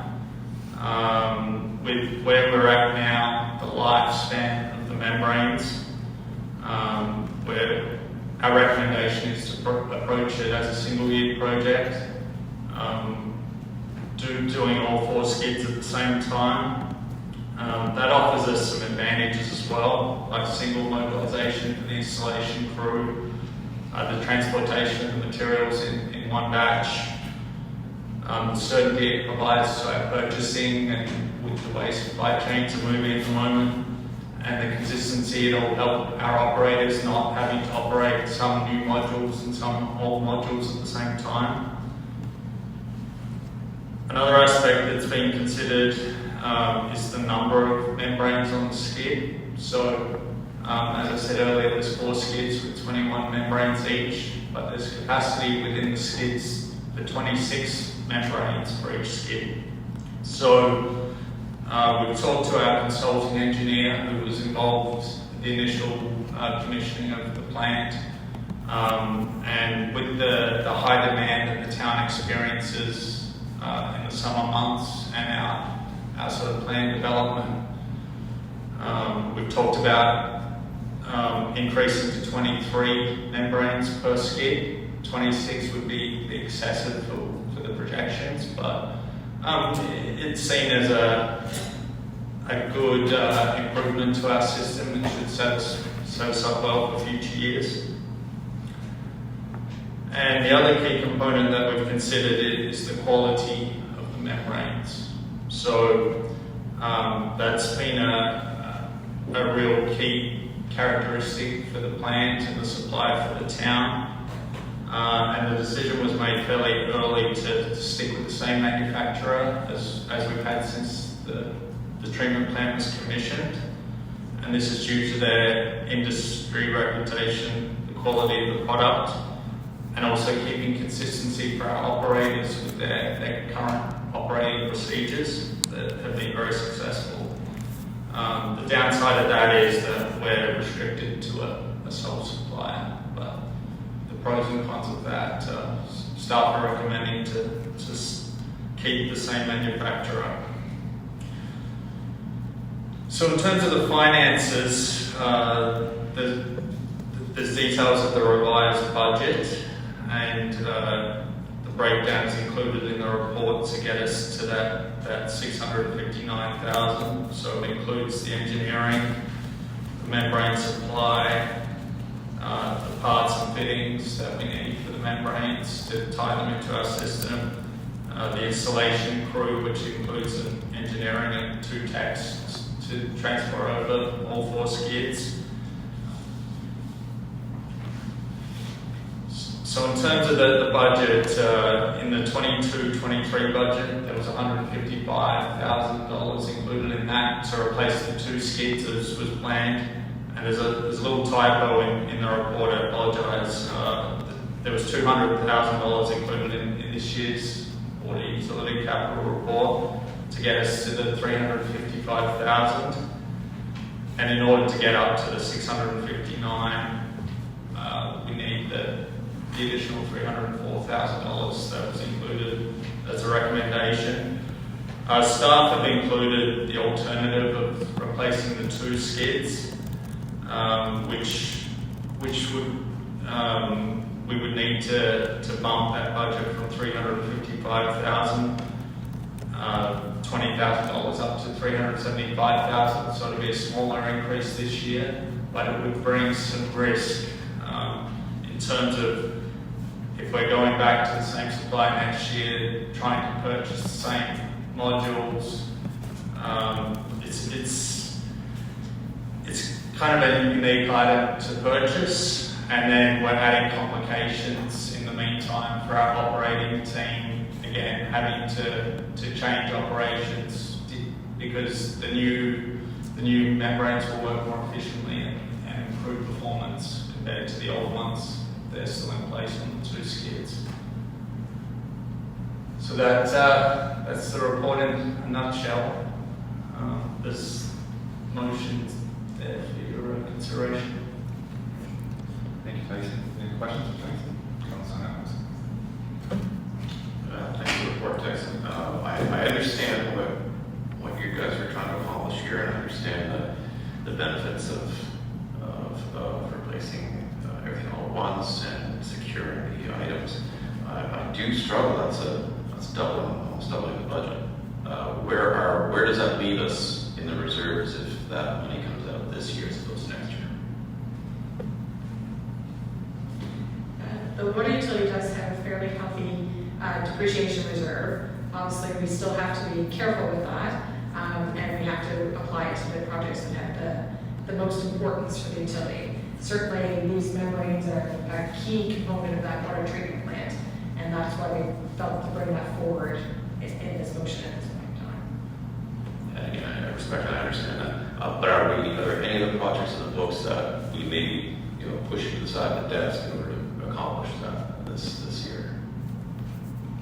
At this point, other than what's there later on in the agenda, just that one. There aren't any others that we're considering moving them at this point. Further questions? I have one. It's a little bit related to Council Hallison's, but maybe I'm going to ask it in a different way. So I know we've been very diligent in reserves for the membranes, and we've had an extended life on them. So there's no stress to that particular reserve. Then, Lisa, we're doing it this way. There is. I guess when we first started back in 2009, saving for the membrane reserves, we never anticipated that it would cost this much. So we don't have the full cost saved aside in the membrane reserve. So we will use all of the membrane reserve and some of the depreciation reserve in order to fund this project. We've already discussed, Tyson and I have already discussed about how much more the membrane reserve needs to be for the next 10-year time we're looking to renew it. We will factor that into the 24-25 budget and going forward from that. Yeah, very good. No, that's kind of like what I was looking for. Like, we obviously didn't calculate the cost of being what it is today. And obviously it won't be any less tomorrow than it is today. So it's a penny me now, penny me later sort of scenario. So that's fine. And certainly, I think our water treatment plant is one of our key crown jewels in our infrastructure system. So it's a really good, really good system. So great. So anyway, we have a motion on the floor. There's no further questions. Moved by Councilor Sanford, seconded by Councilor Ernst. We'll include the two motions in that, are we? We are, okay. Any further discussion on the motion?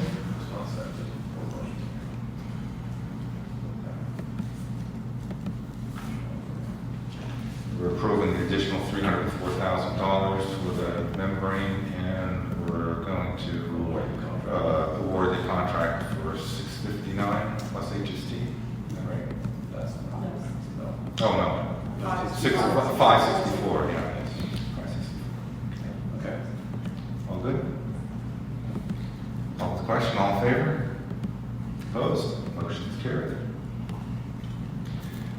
Next is the Tannery Road sidewalk construction. Put your hard hat on for this one.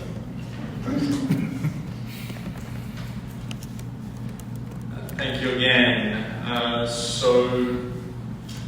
Tannery Road sidewalk construction tender award. So the recommendation forms three parts for this again. So the first part is that council defer the 23-24 Green Street sidewalk renewal capital project and direct staff to include the project in the 24-25 capital budget.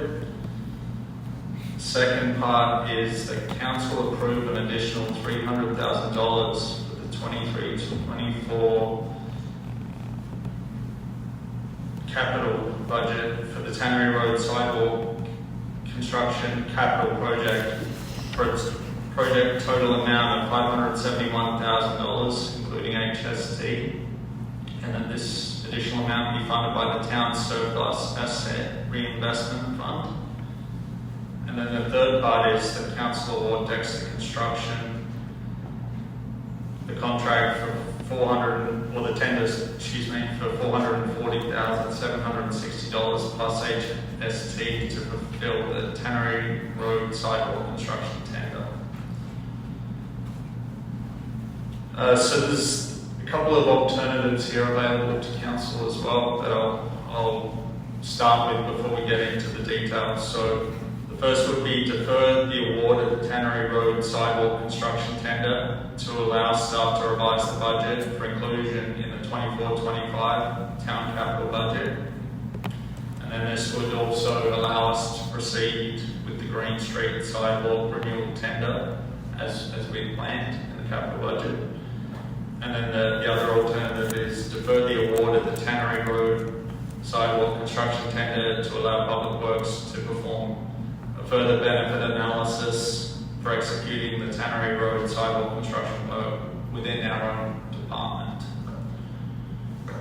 So some background in terms of the construction. So the project is intended to add to the town's active transportation network and improve pedestrian safety along Tannery Road from the intersection of Knickle and Tannery, so in front of the Angus Walters house, all the way up that side to that existing parking lot past 97 Tannery, where the seawall starts there. So that includes 277 metres of new sidewalk, includes the removals, the trees and stumps there that are in front of APCO, some earthworks, the forming, the placement and the construction of the concrete sidewalk, some roadway, driveway and landscaping reinstatements that are disturbed through the construction work, and surface drainage, accessibility and just general traffic improvements along there. So the amount included in the 23-24 capital budget this is just the construction portion of the Tannery Road sidewalk, is $271,000, including an HST. So this includes the engineering and the civil work for the sidewalk itself, the land acquisition required by the town for the new sidewalk, which I think you're all aware of, is a separate item within the capital budget. So the town issued a tender for the construction. Unfortunately, we only had one tenderer, which was Dexter Construction, and the tender price was the $440,760. So this, the project and the lack of the sidewalk in this section of town has been an issue facing the town for a number of years, and there have been numerous attempts to address it. It's intended to improve significantly safety for residents and tourists along Tannery Road, help with access to the school, Blue Nose Academy, the recreation around it, and the area around Green Street. So touching on one of the the alternatives that were mentioned earlier. So Public Works previously performed a feasibility analysis of self-performing the Tannery Road work back in November 24 of 2020. At that time, the recommendation from staff was not to perform in-house due to the draw on Public Works resources and the institutional knowledge it would take away from other tasks that Public Works performs that are more critical, like the knowledge of pipe infrastructure, which wouldn't be obvious to a contractor coming in, but that our team possesses through their experience and knowledge of our system. Staff's current recommendation would align with that position, and we consider that performing the sidewalk construction work ourselves could be a significant burden to Public Works and Engineering in performing the core tasks that our team offers the town. So in terms of the financial aspect, again, we had an amount in the capital budget of $271,000 with funding combined from the deed transfer tax and debt. So there's a breakdown in the report of the engineering, the civil work, and a contingency, just where we're getting into some new territory of town here. We included a 15% contingency there. If this project is to proceed, the budget requires an extra $300,000 for the construction.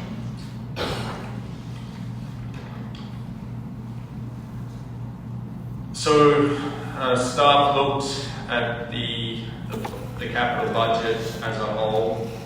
We had the $271,000 earmarked for the construction of Tannery Road, and then coming back to one of the recommendations, we had the Green Street sidewalk renewal work, where we carried an amount of $325,000 in the capital budget, which gets us to $596,000. Staff are recommending to combine the budgets for this year in order to deliver the Tannery Road sidewalk construction and defer the Green Street sidewalk renewal work for inclusion in next year's capital budget. I just want to touch on this as well. The land acquisition required for the sidewalk construction is being performed concurrently. That's that's something that community development is leading with public works involvement as well.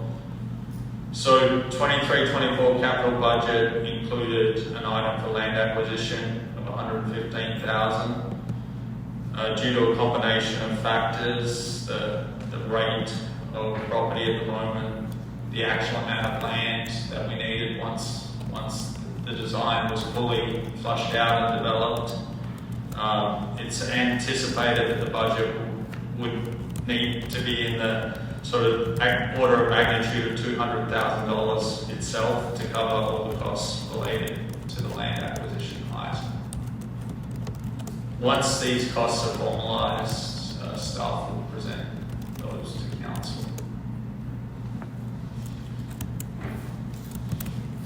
That concludes the report, so there's 3 motions there for consideration. Thank you, Tyson. Any questions for Tyson? Council has.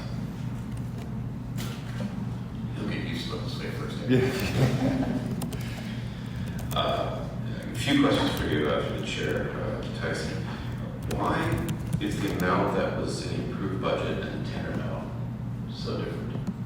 I understand the tender process, and we can all go back and what the contractors are willing to do the work for, but it seems like the cost, I guess, why is the cost so different? Is it just inflation? Is it what's up? Through the chair, tendering is a really dynamic process that it certainly doesn't help us that we only have one tenderer. Ideally, we want competition there and serious competition. So at the moment, it seems, from what we can observe and talking to not just one consultant, all the consultants we deal with, that the numbers across the whole construction industry are high at the moment, and it could be a combination of how much work is out there, and contractors can sort of pick and choose a little more what they're doing, or if they get the work, they're going to get it on their terms. The labour shortage means that, that's, again, it all feeds in. It's not just one thing. It's such a dynamic process. I guess the reason I'm asking is that's a huge discrepancy, and it causes me concern for future projects when we're trying to budget. If we're going to budget an amount and how maybe it's going to be double, that's going to really skew everything we're trying to do here. My next question is: the D-transfer taxes are going to fund part of this. What do that's $145,000. Looks like I can see here. Where does that leave us in that D-transfer reserve? I'm sorry, Councillor Harrison, I don't have the balance of that fund with me this evening, but that was an amount that we had allocated to that project a significant period of time ago. And so that doesn't impact any of the projects that were being funded by T-transfer taxes. Those funds have been allocated for some time. I guess my question is more to the reason I'm asking that is there more available funding in the D-transfer fund that we could use towards this project or towards Green Street or something else?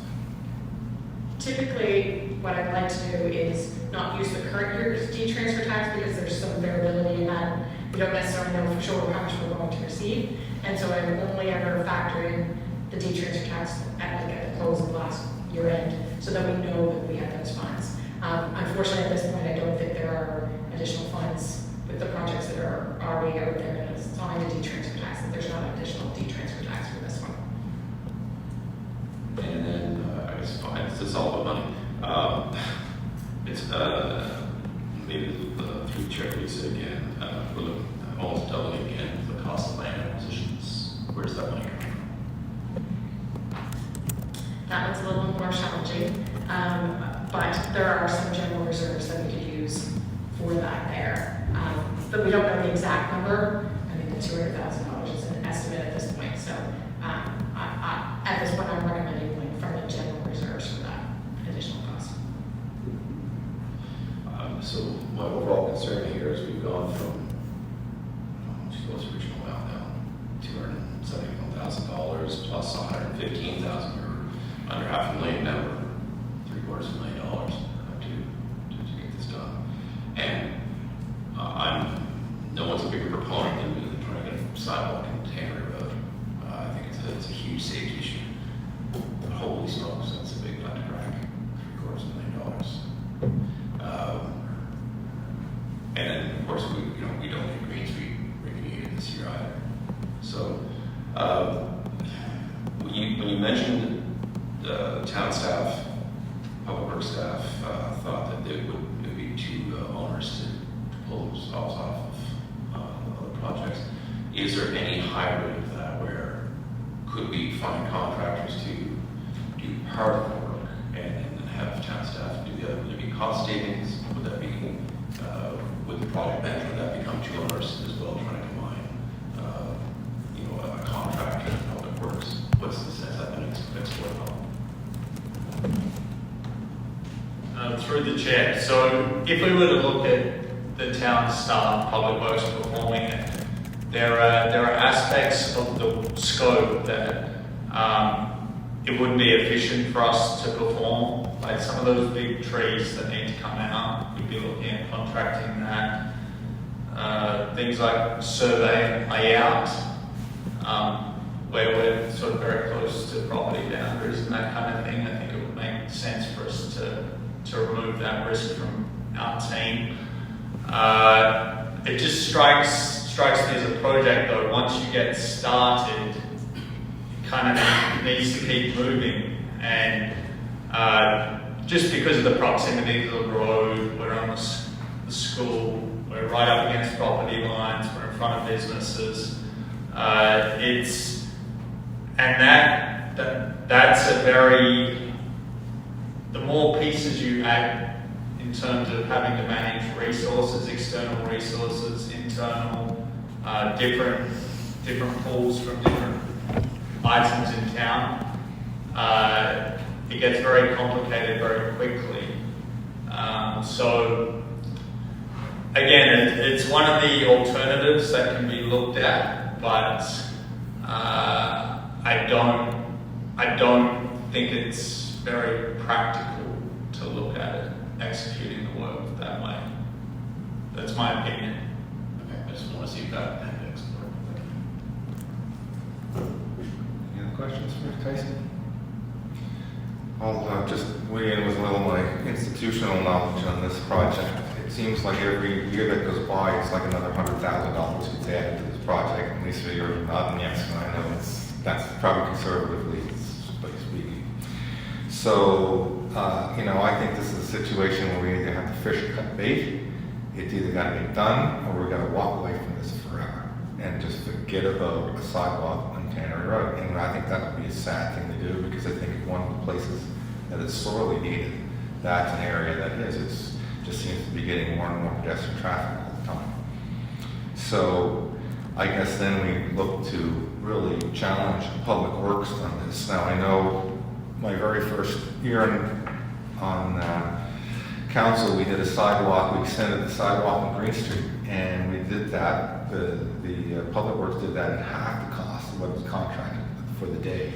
And back then, even you had competition on the contracts, not like you do today. So I think there's a very healthy profit built into a lot of our tenders today, which puts you in that situation where we go so far over budget. They do it just because they can, right? They have the ability to do it, and as you said, they get to award the work, fine. They can, it's very profitable for them. If they don't, they have lots of projects to work on. So I do think we have to call on our Public Works team to do this. I think they could do it efficiently. The sidewalk at Tannery on Green Street did it half the price. We extended the one on Dufferin Street, and they've been getting better all the time at constructing sidewalks. I know for a time when we had Jamie Burgess here for our town engineer, that was one of the things he specialized in, was that type of construction. He remember having a conversation where he said, I've taught the guys a lot of good tricks, and he said they're very good at building sidewalks. And if we can do that with your help, and to lower the cost to that extent. I mean, we may be even, you know, not within budget, fairly close to budget. And I know it creates a logistical nightmare for you, but I think that's, you know, other than not doing this project at all, I think that's really the only alternative that we have. I have no trouble deferring Green Street for a year. At least there's a sidewalk there, at least, albeit not the greatest one in the world, but at least it's a sidewalk. Where on Tannery Road, there's nothing there now to, you know, to protect, you know, any pedestrian traffic on that area. So, you know, your thoughts on that, Tyson? I don't put the response is probably something you and Jamie can discuss, but, you know, can you dig deep and come up with that for us? That's, I guess, what I'm asking before we craft a hybrid motion here. So through the chair, that's one of the alternatives that was identified here. If the plan is to have this project executed this year, where we're in the middle of July now, our Public Works team through the summer period, it's when a lot of our guys take vacation as well, because we need them on hand in winter for snow removal. So, and I don't think it would be fair to take that away from those guys at this point.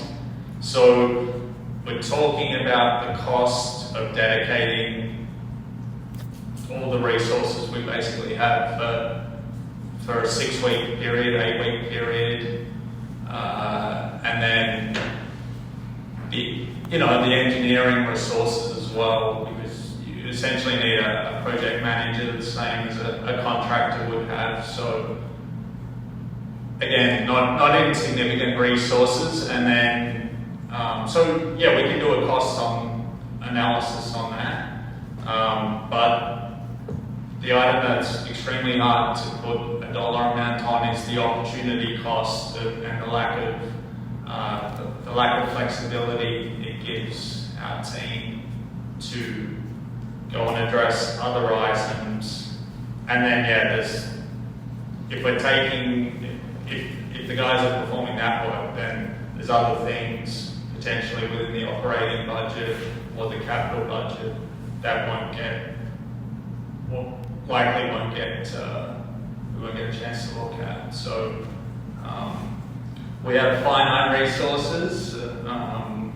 We can look at different ways to allocate them if the value is there, but I don't want to underestimate that opportunity cost, because we will feel that, and the town will feel that. And once we're committed there, it will be very hard to pull back from that.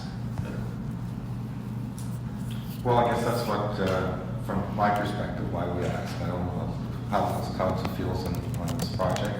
If we want to, you know, if we want to stress public works to this extent, or if, you know, but the cost of this project just keeps escalating and escalating. It won't be any cheaper next year. I mean, there will probably be another $100,000 next year to do the project. You know, it's so disappointing when you put a tender in and one bidder on it.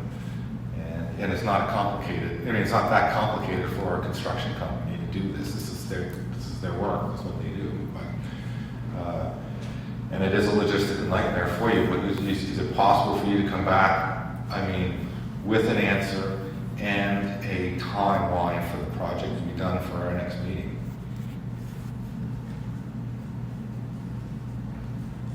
I'll do my best.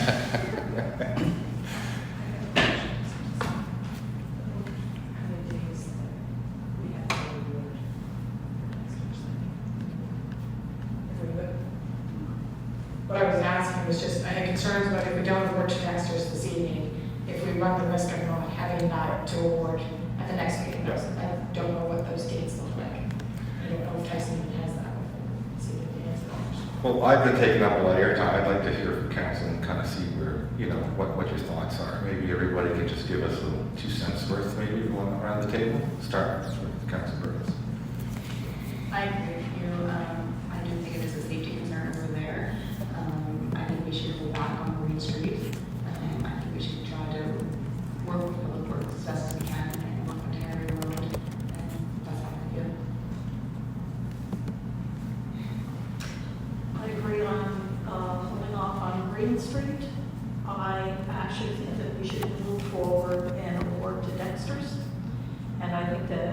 opposed to putting the burden, the extra burden and responsibility on our public works staff. I think that we should perhaps take a longer, harder look at sharpening pencils and finding money in where, I don't know, we need, but at least we need to, I think, I'd rather see us look in that direction and award contract to Dexter's. To your point earlier, every year, and we keep talking about this, so the longer we keep putting it off, the more expensive it's going to be.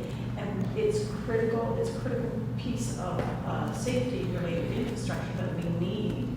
And to your point earlier, foot traffic just keeps increasing, and we need to keep our people safe, right? Thank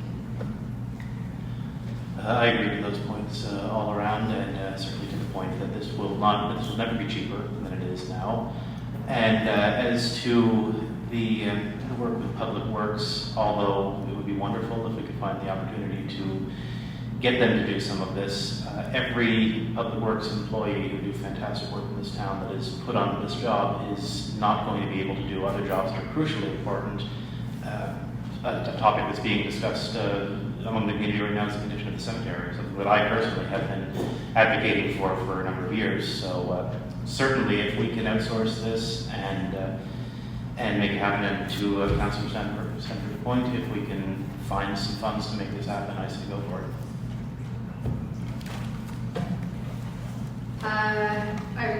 I'm definitely torn on this one. I'm gobsmacked by the price point at this point.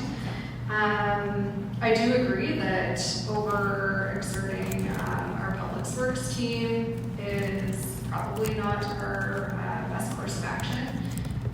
But I'm also really torn about allotting that amount of money to a project that should have been done a long time ago.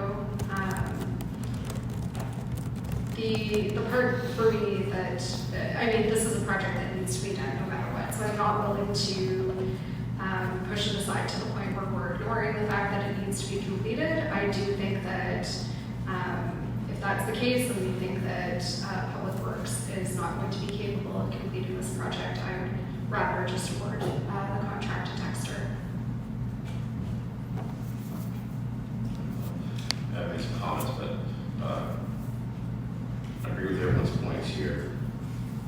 I still would like to see, I'd like to hear from Public Works to find out what could be done. I want to see, I do feel like there could be some savings to get our guys on it. And again, I don't want to overtax the guy. I fully understand the work they do, and that they take holidays from the summer. I don't want to interfere with that. But can we come back with some alternatives that, puts a crew on this? You mentioned there's going to be specifics of the job that should be outsourced. The surveying, removing the trees, tree stumps, those kind of things. If we can appropriate that project and then have Public Works guys do the sidewalk, I'd like to see what that looks like. I also want to see, you mentioned that would be obviously tasks they won't be able to do. So, I'm not asking you to break everything down, but if you could give us some examples, some overview of what's going to fall off if we have to allocate, right? It's just an example of that stuff that comes up, like a water leak. If we have concrete pours planned for that day, concrete coming, one will have to give, or the other will.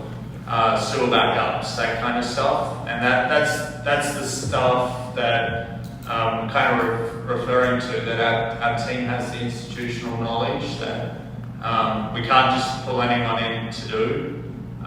So just the knowledge of the town infrastructure, where this is a lot of surface finish work that you don't really need that detailed knowledge of the town infrastructure. You follow the grading plan that the consultants included as part of the design. Get your traffic plan in place. You manage the traffic around you. Contractors are better set up generally with the survey. But we would have to pull in outside resources for that. The grades are technical here because we don't want to create the water issues that you can see in other parts of Tannery Road when it rains. So I can come up with a longer list, but it's those kind of key things that come up. Our guys are told to jump, we jump.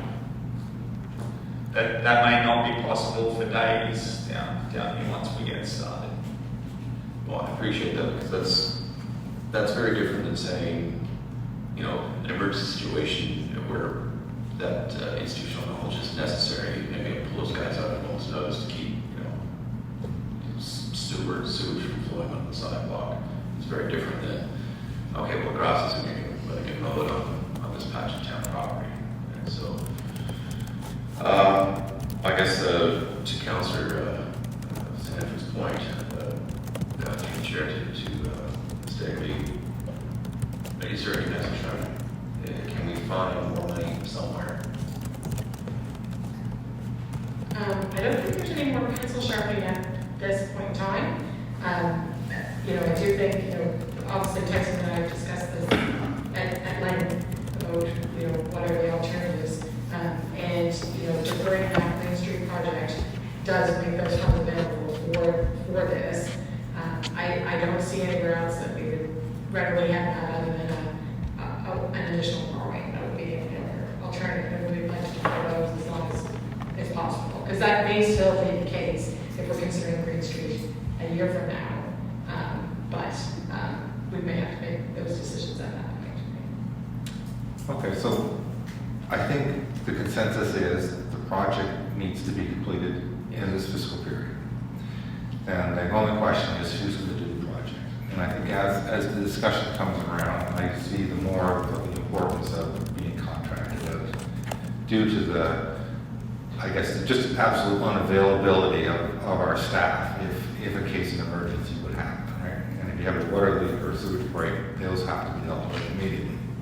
And it would cost an arm and a leg to have a contractor come in and do that, and they wouldn't know what they were doing anyway, probably, to your point. So that, I'm having a little bit of an epiphany here where I'm kind of swinging the other way. However, is there any other smaller capital projects that have been contracted out that perhaps we could defer and maybe have our public works crew do it at a more, you know, economical rate? That would be my only other question that would be left in this before we kind of. So we're definitely going to move the project at some point in time. I think basically the vote here will be which way do we go, contract or no contract, right? So that's maybe the last question we may put forward. Is there any other way of little capital projects that we can defer, either A, save the money, defer them completely, or complete them ourselves that are more reasonable? Through the chair, I don't have a copy of the capital. Oh, thank you. That's next to the agenda, I think. Yeah. So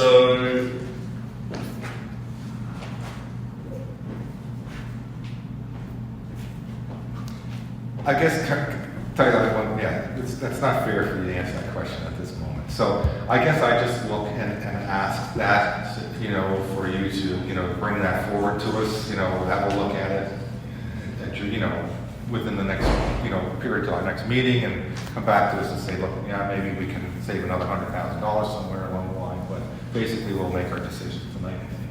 Well, we also need to determine, to Lisa's point, the tendering, the number of days to issue this tender. Are we going to be invalidating this tender with Dexter if we prolong it? Will it last the next meeting in a month?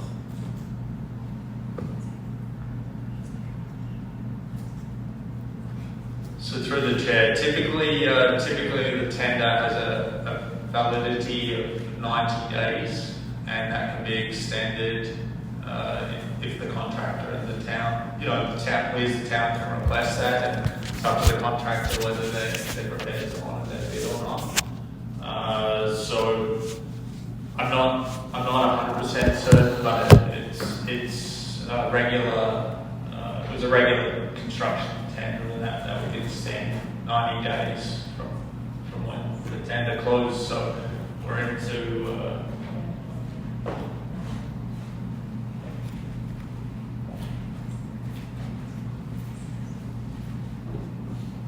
Yeah, we can, I'm confident that we're good there. Okay, thank you, Tennyson.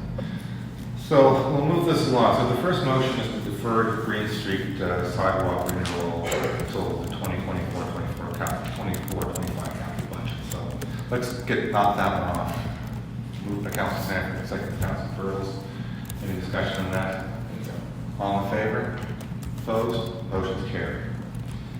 Okay, now just for clarification, regardless, if we award this tender, you are asking for an additional $300,000, and that is coming from the Green Street thing. So it's an additional $300,000 for this project, but not out of the budget. That is correct. Okay. So the second motion that we approve $300,000 additional for Tanner Road sidewalk project. Moved by Council Sanford, seconded by Council Burles. Any discussion on that motion? All in favor? Opposed? Motion's carried. And then the third, probably the most important one, that we, council award Dexter Construction for $440,760 plus HST to fulfill the Tannery Road sidewalk construction tender. Moved by Councilor Duggan, second by Councilor Sanford. Any discussion on that item? Councilor House. Well, this is what I think we need to talk about it. Are we prepared to move forward right now, or we want to wait and see what we come back with Lisa or Tyson as far as any extra money to pull out of the budget? But it sounds to me like no matter what happens, something's going to fall off. And again, to your point earlier, nothing's getting cheaper. So if something falls off this year, we're going to put it on next year, pay more likely. So. We can hash this pieces, and quite frankly, we don't have to.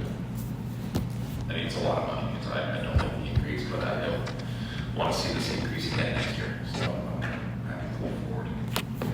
Yeah, just for contexture, this project started out to be a $100,000 project back in 2016, 15, 16.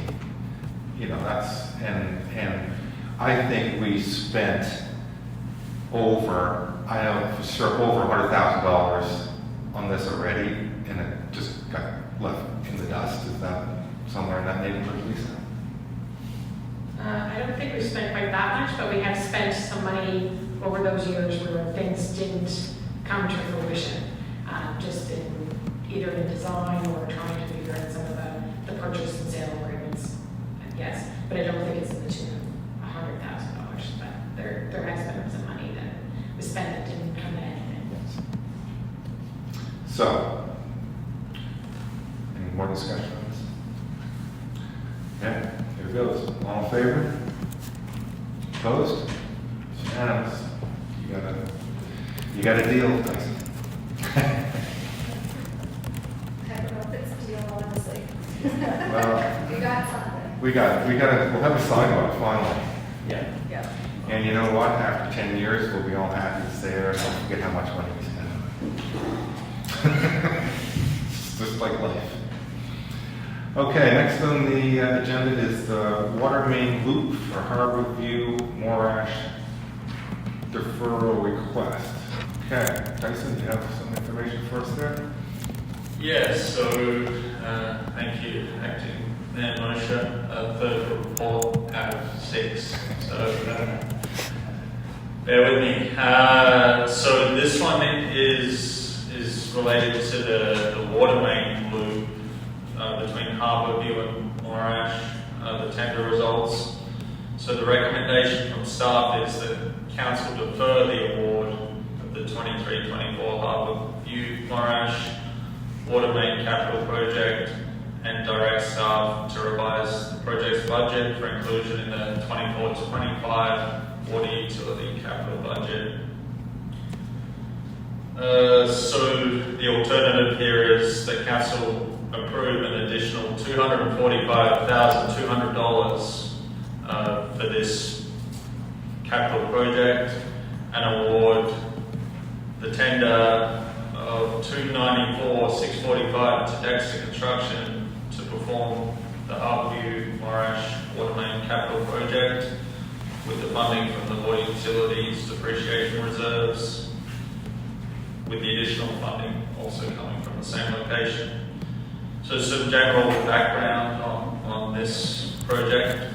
So intended to improve the performance of the town's water system by connecting the existing loop coming down Morash, which is off Wolf, go up the steep hill and connect at the top of Harbourview, which is currently a dead end in that water system.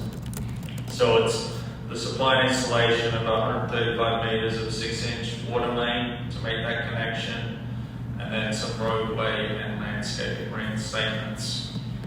So the amount included in the 23-24 water utility capital budget for the water main loop is $120,000. So that included engineering, the easement acquisition, and the civil work. So the town tendered this work, and the tender closed back on May 23. So you can see Dexter there with the $294,645. We did receive a second tender submission for this work, but unfortunately it was not conforming and not something we could consider. So in making our recommendation to defer this work, it's definitely an opportunity for improvement for the town's water system, but staff also believe its level of priority is lower than several other water utility projects we've included in the budget.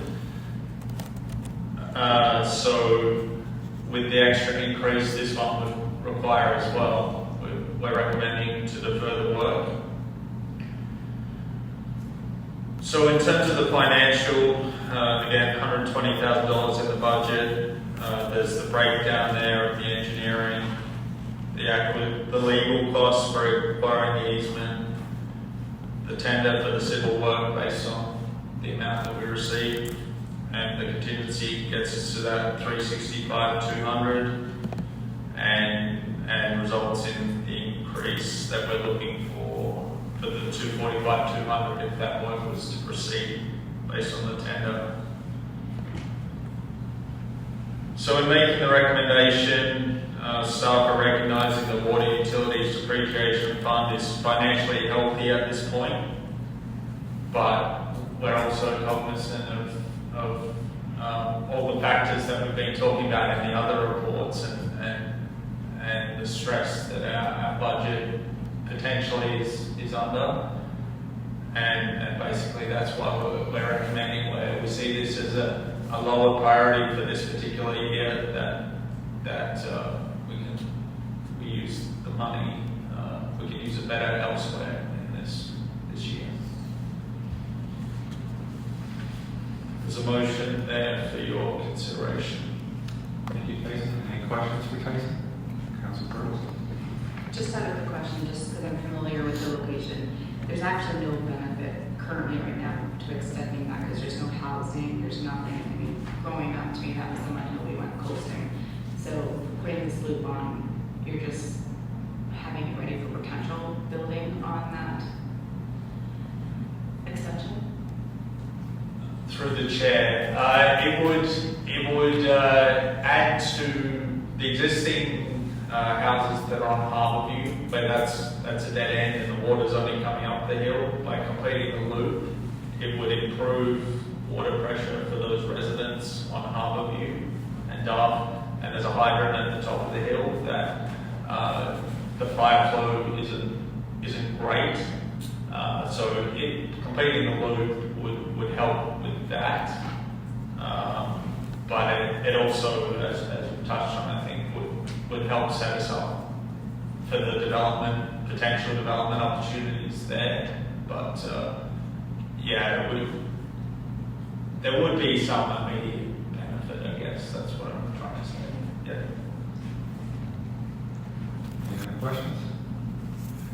Yeah, Tyson, that's one of the questions I had here in terms of, I've been made aware, I don't know how accurate it is, that that actually hydrant actually failed its pressure test for whatever it's supposed to be in the area. Would that be correct? Through the chair, I'm not sure exactly what information you got there. I would say the fire flow from that particular hydrant, similar to other dead ends as well, where there's the dead end up at the top mast, sort of adjacent to the golf course there. That's a dead end uphill. The head pressure just isn't there, so it's lower flow. It wouldn't be a significant flow in terms of what the code would require, but our fire department is aware of that and is set up to deal with those sort of circumstances. It's not unique just to that. There's other areas in town where similar factors exist. And the other question I have now, I know we've done this through the Protective Services Committee. We've asked the contractor to honor their tender, next year at the same cost. Would that be something that you could go back to? Because knowing how costs go up, and if we defer it, again, it's going to cost more next year, obviously. Would that be something that staff is willing to do, to go back to Dexter and say, look, we'd like to award this contract, we can't do it, for budget reasons until next year, would you honor this contract, same contract next year, under, the terms of when you can do it? Through the chair, I don't think there's any harm in asking that question. It may, if we offer the contractor some flexibility in terms of the scheduling of that work, maybe that helps sell them as well. If they're looking for work early in the season to get their guys back, that kind of thing, that might be attractive to them. But I'm not certain. But we can certainly offer it.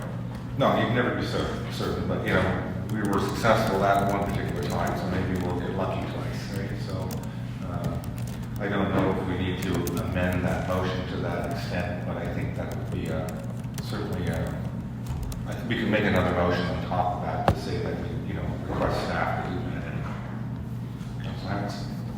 I guess my only concern with that would be that if for some reason we decided not to go ahead with this project next year, if there was a situation where we wanted to defer, but we're committing to a contractor, perhaps early in the season, so that could limit our ability to do something else. So I don't think it's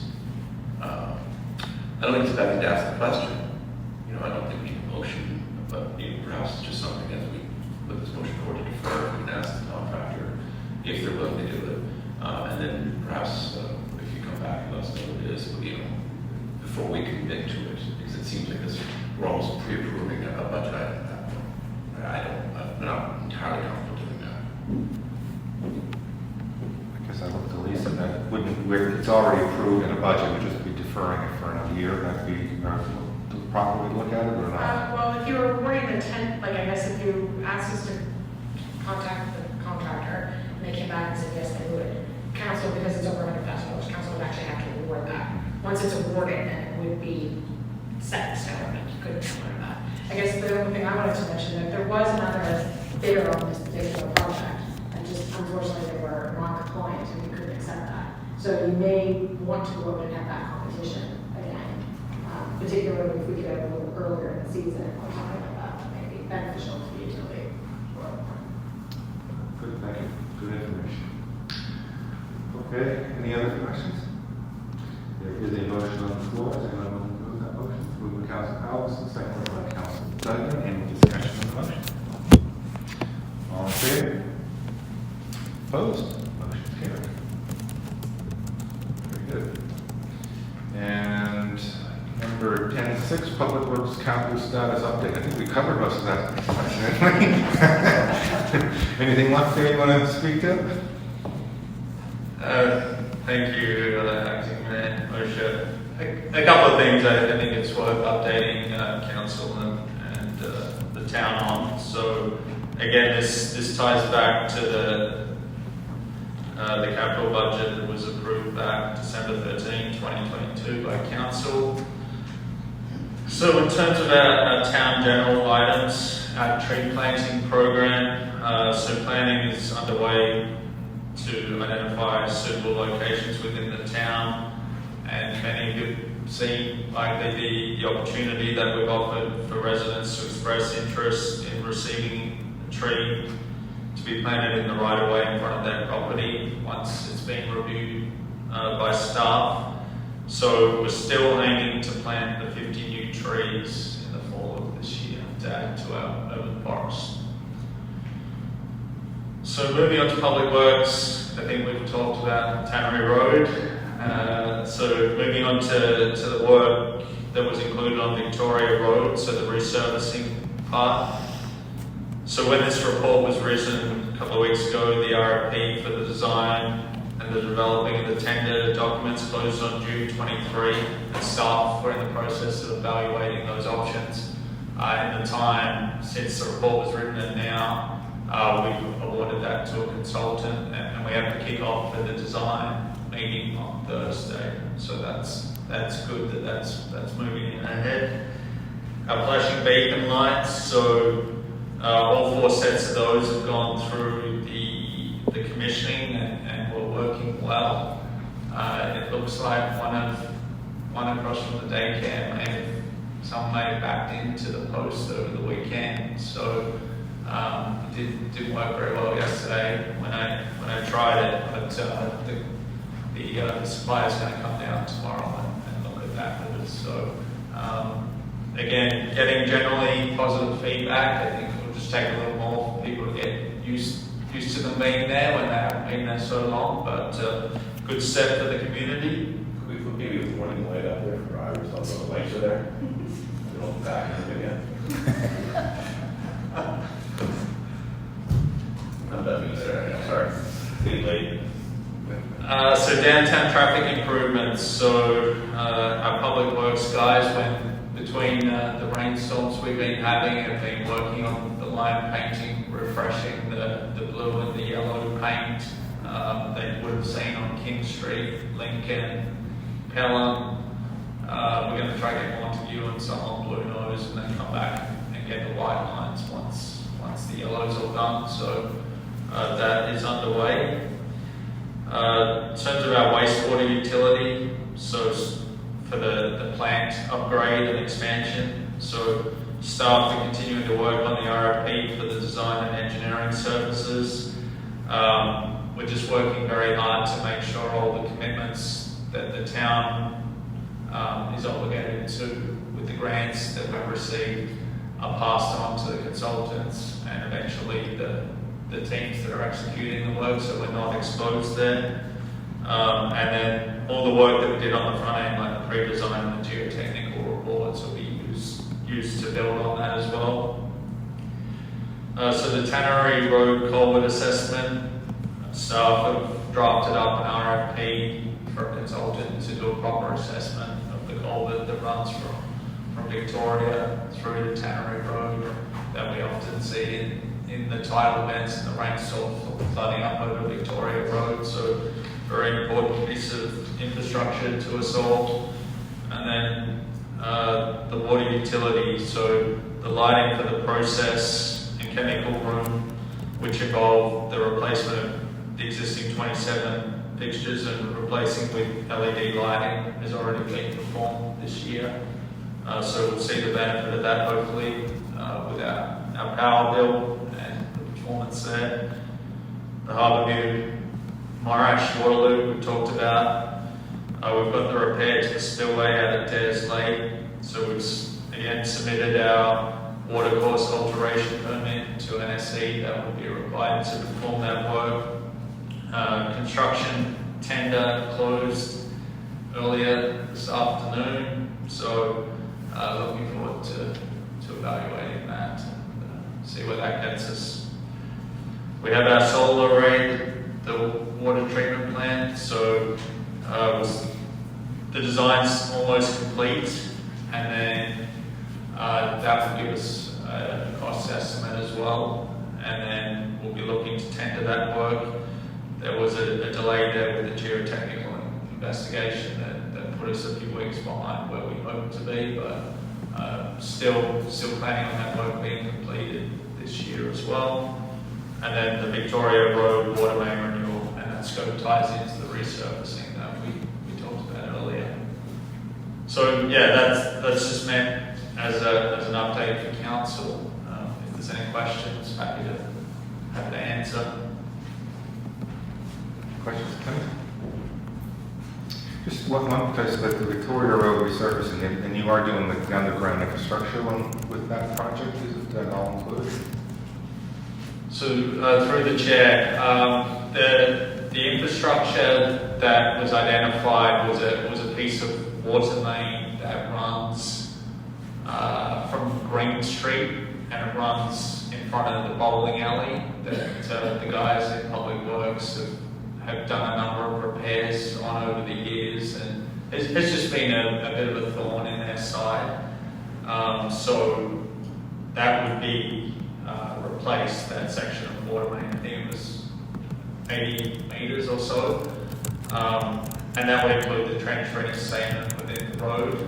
And then we were looking for the resurfacing. We were more looking at opportunities to remove the top surface of asphalt around the trench and then replace, it's referred to as shave and pave in construction, so that you're playing off the top surface and then just replace the top lift.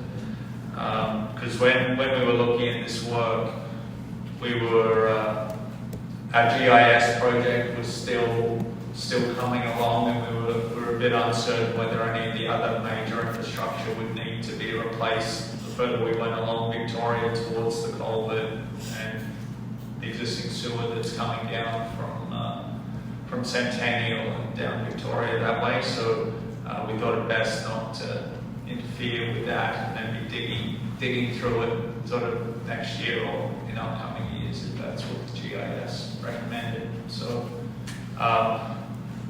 we'll just have to see how much of Victoria we can get sort of with the budget we have, and then whether the value's there to proceed. So nothing in terms of stormwater separation, and I mean, you could just lay the pipe for a future. That's sort of what I was thinking along that line. The work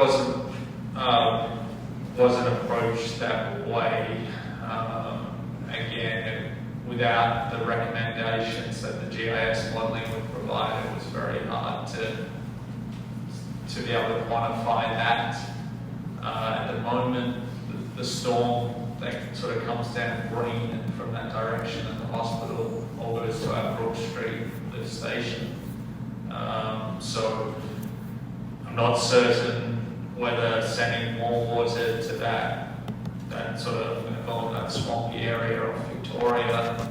I can see a benefit during low tide, but during a tidal event, then we're just making our weakest point, we're exposing it even more. So, I should say one of our weak points.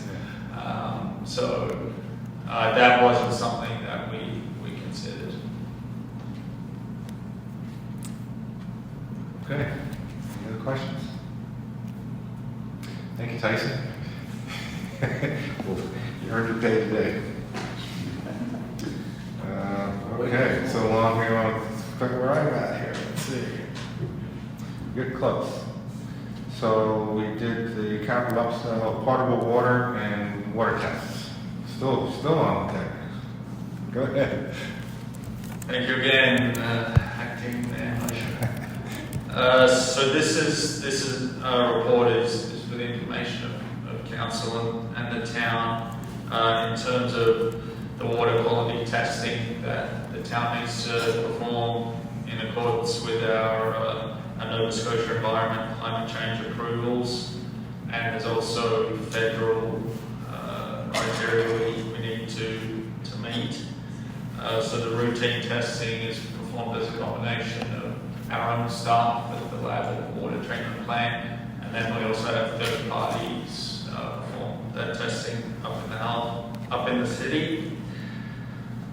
So one of the items we look at here is the water quality, And I should have included at the start, this is for the first quarter of 2023, so between January and March, those results.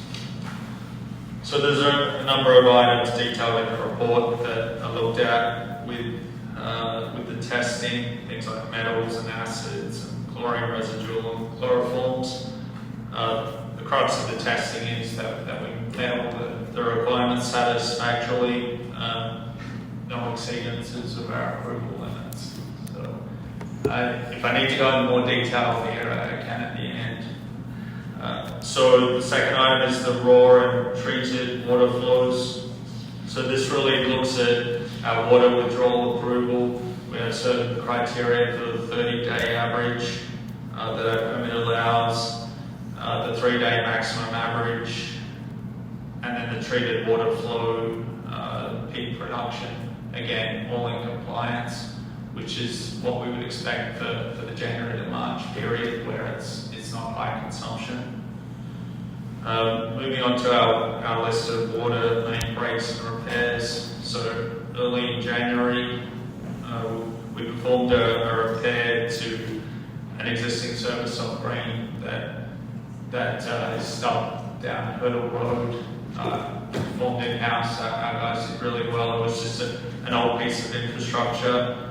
And then later in January on Mackenzie Street, the guys were performing a sewer lateral repair and accidentally hooked the water service, which was right next to it. So again, very, very minor. Our guys are capable, but important to document.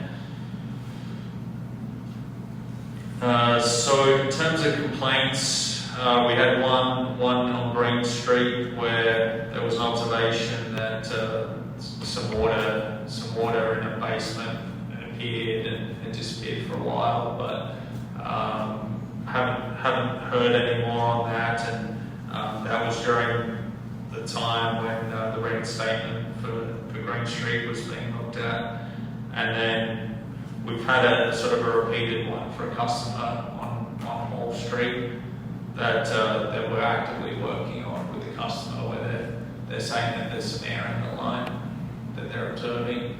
Hall Street and Schwartz and Kinnickle, that's kind of a localized high spot in our water system where the air that exists in the system, it tends to want to migrate to those high points. And then when a tap gets turned on, the air wants to escape. So we're looking at some alternatives like running hydrants and that kind of thing to alleviate it. So yeah, we're working with that customer on that. That concludes the report.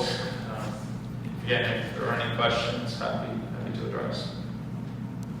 Fatigue is working in your favor. Do we have any questions? And then the wastewater is your final inning. Last but not least, so similar report for the wastewater quality test results, for January to March 2023. So again, we're monitoring our wastewater operations to make sure we're in compliance with the Nova Scotia environment approvals and also the federal testing standards. So there's a summary of the criteria for both those NSC, CC requirements and the federal. So in terms of the quality, the results, so the required number of tests for the CPODs, suspended solids, E. coli, and pH were carried out, and all the pH tests were within the required range. There's a summary, a little tongue-tied, summary of the quarterly averages for the CPODs, and in the brackets, the maximums that were allowed, so you can see we're in compliance with those items as well, which is great. The lethality testing, when we do the tests on the fish, that's not required till November this year. So we've we've got some time for that. There's a chart there with the average monthly daily flows of wastewater against the precipitation. So up the right-hand side of the chart, you can see January was a particularly high precipitation month, and our average daily flow reflects that. February and March were a bit more normalised there. So sewer breaks and repairs. We did have an issue that we needed to address with the force main leaving our Brook Street lift station. A pipe within the force main that runs through the wet well there let go. So with the broken force main, that lift station couldn't be used to operate within our system, had to be bypassed. So it included an initial assessment of the issue to determine how to repair it, required reporting to NSECC and the federal government, which we performed diligently immediately. The wet well had to be isolated and pumped out to work safely inside it, and the force main was repaired on March 2nd, at which time the lift station returned to normal service. So the town staff helped with that, but we also had to engage contractors with the type of technical work it was, and everyone worked really well together to achieve the win there for us. So in terms of complaints for the system, we did have a complaint on January 24th, 2023. A customer on King Street noticed a fuel kind of smell within their basement. So our team went and tracked sort of King and Montague and tried to find the source for that. But the next day it kind of cleaned itself up. So bit of a mystery, but I feel like we investigated the way, logically in the way we should have. So that summarizes that report. Is there any questions or? I don't think so. Very good, Tyson. Thank you very much. You know it's right. That does conclude our business in our open session. We do have an in-camera item here to do in camera, so I'd ask for a motion to move in camera. Just whatever I think this may take us past 9 o'clock, which I usually we have to make a motion to read this. Is that correct? Yeah, so you're just making a motion to extend the meeting? Yeah. Okay, so we'll look for a motion to extend the meeting. Council Burles, Council Ernst, all in favor? Motion carried. Move for a motion to move in camera. Council Halverson, Council Sanford, all in favor? Motion carried. And let's get a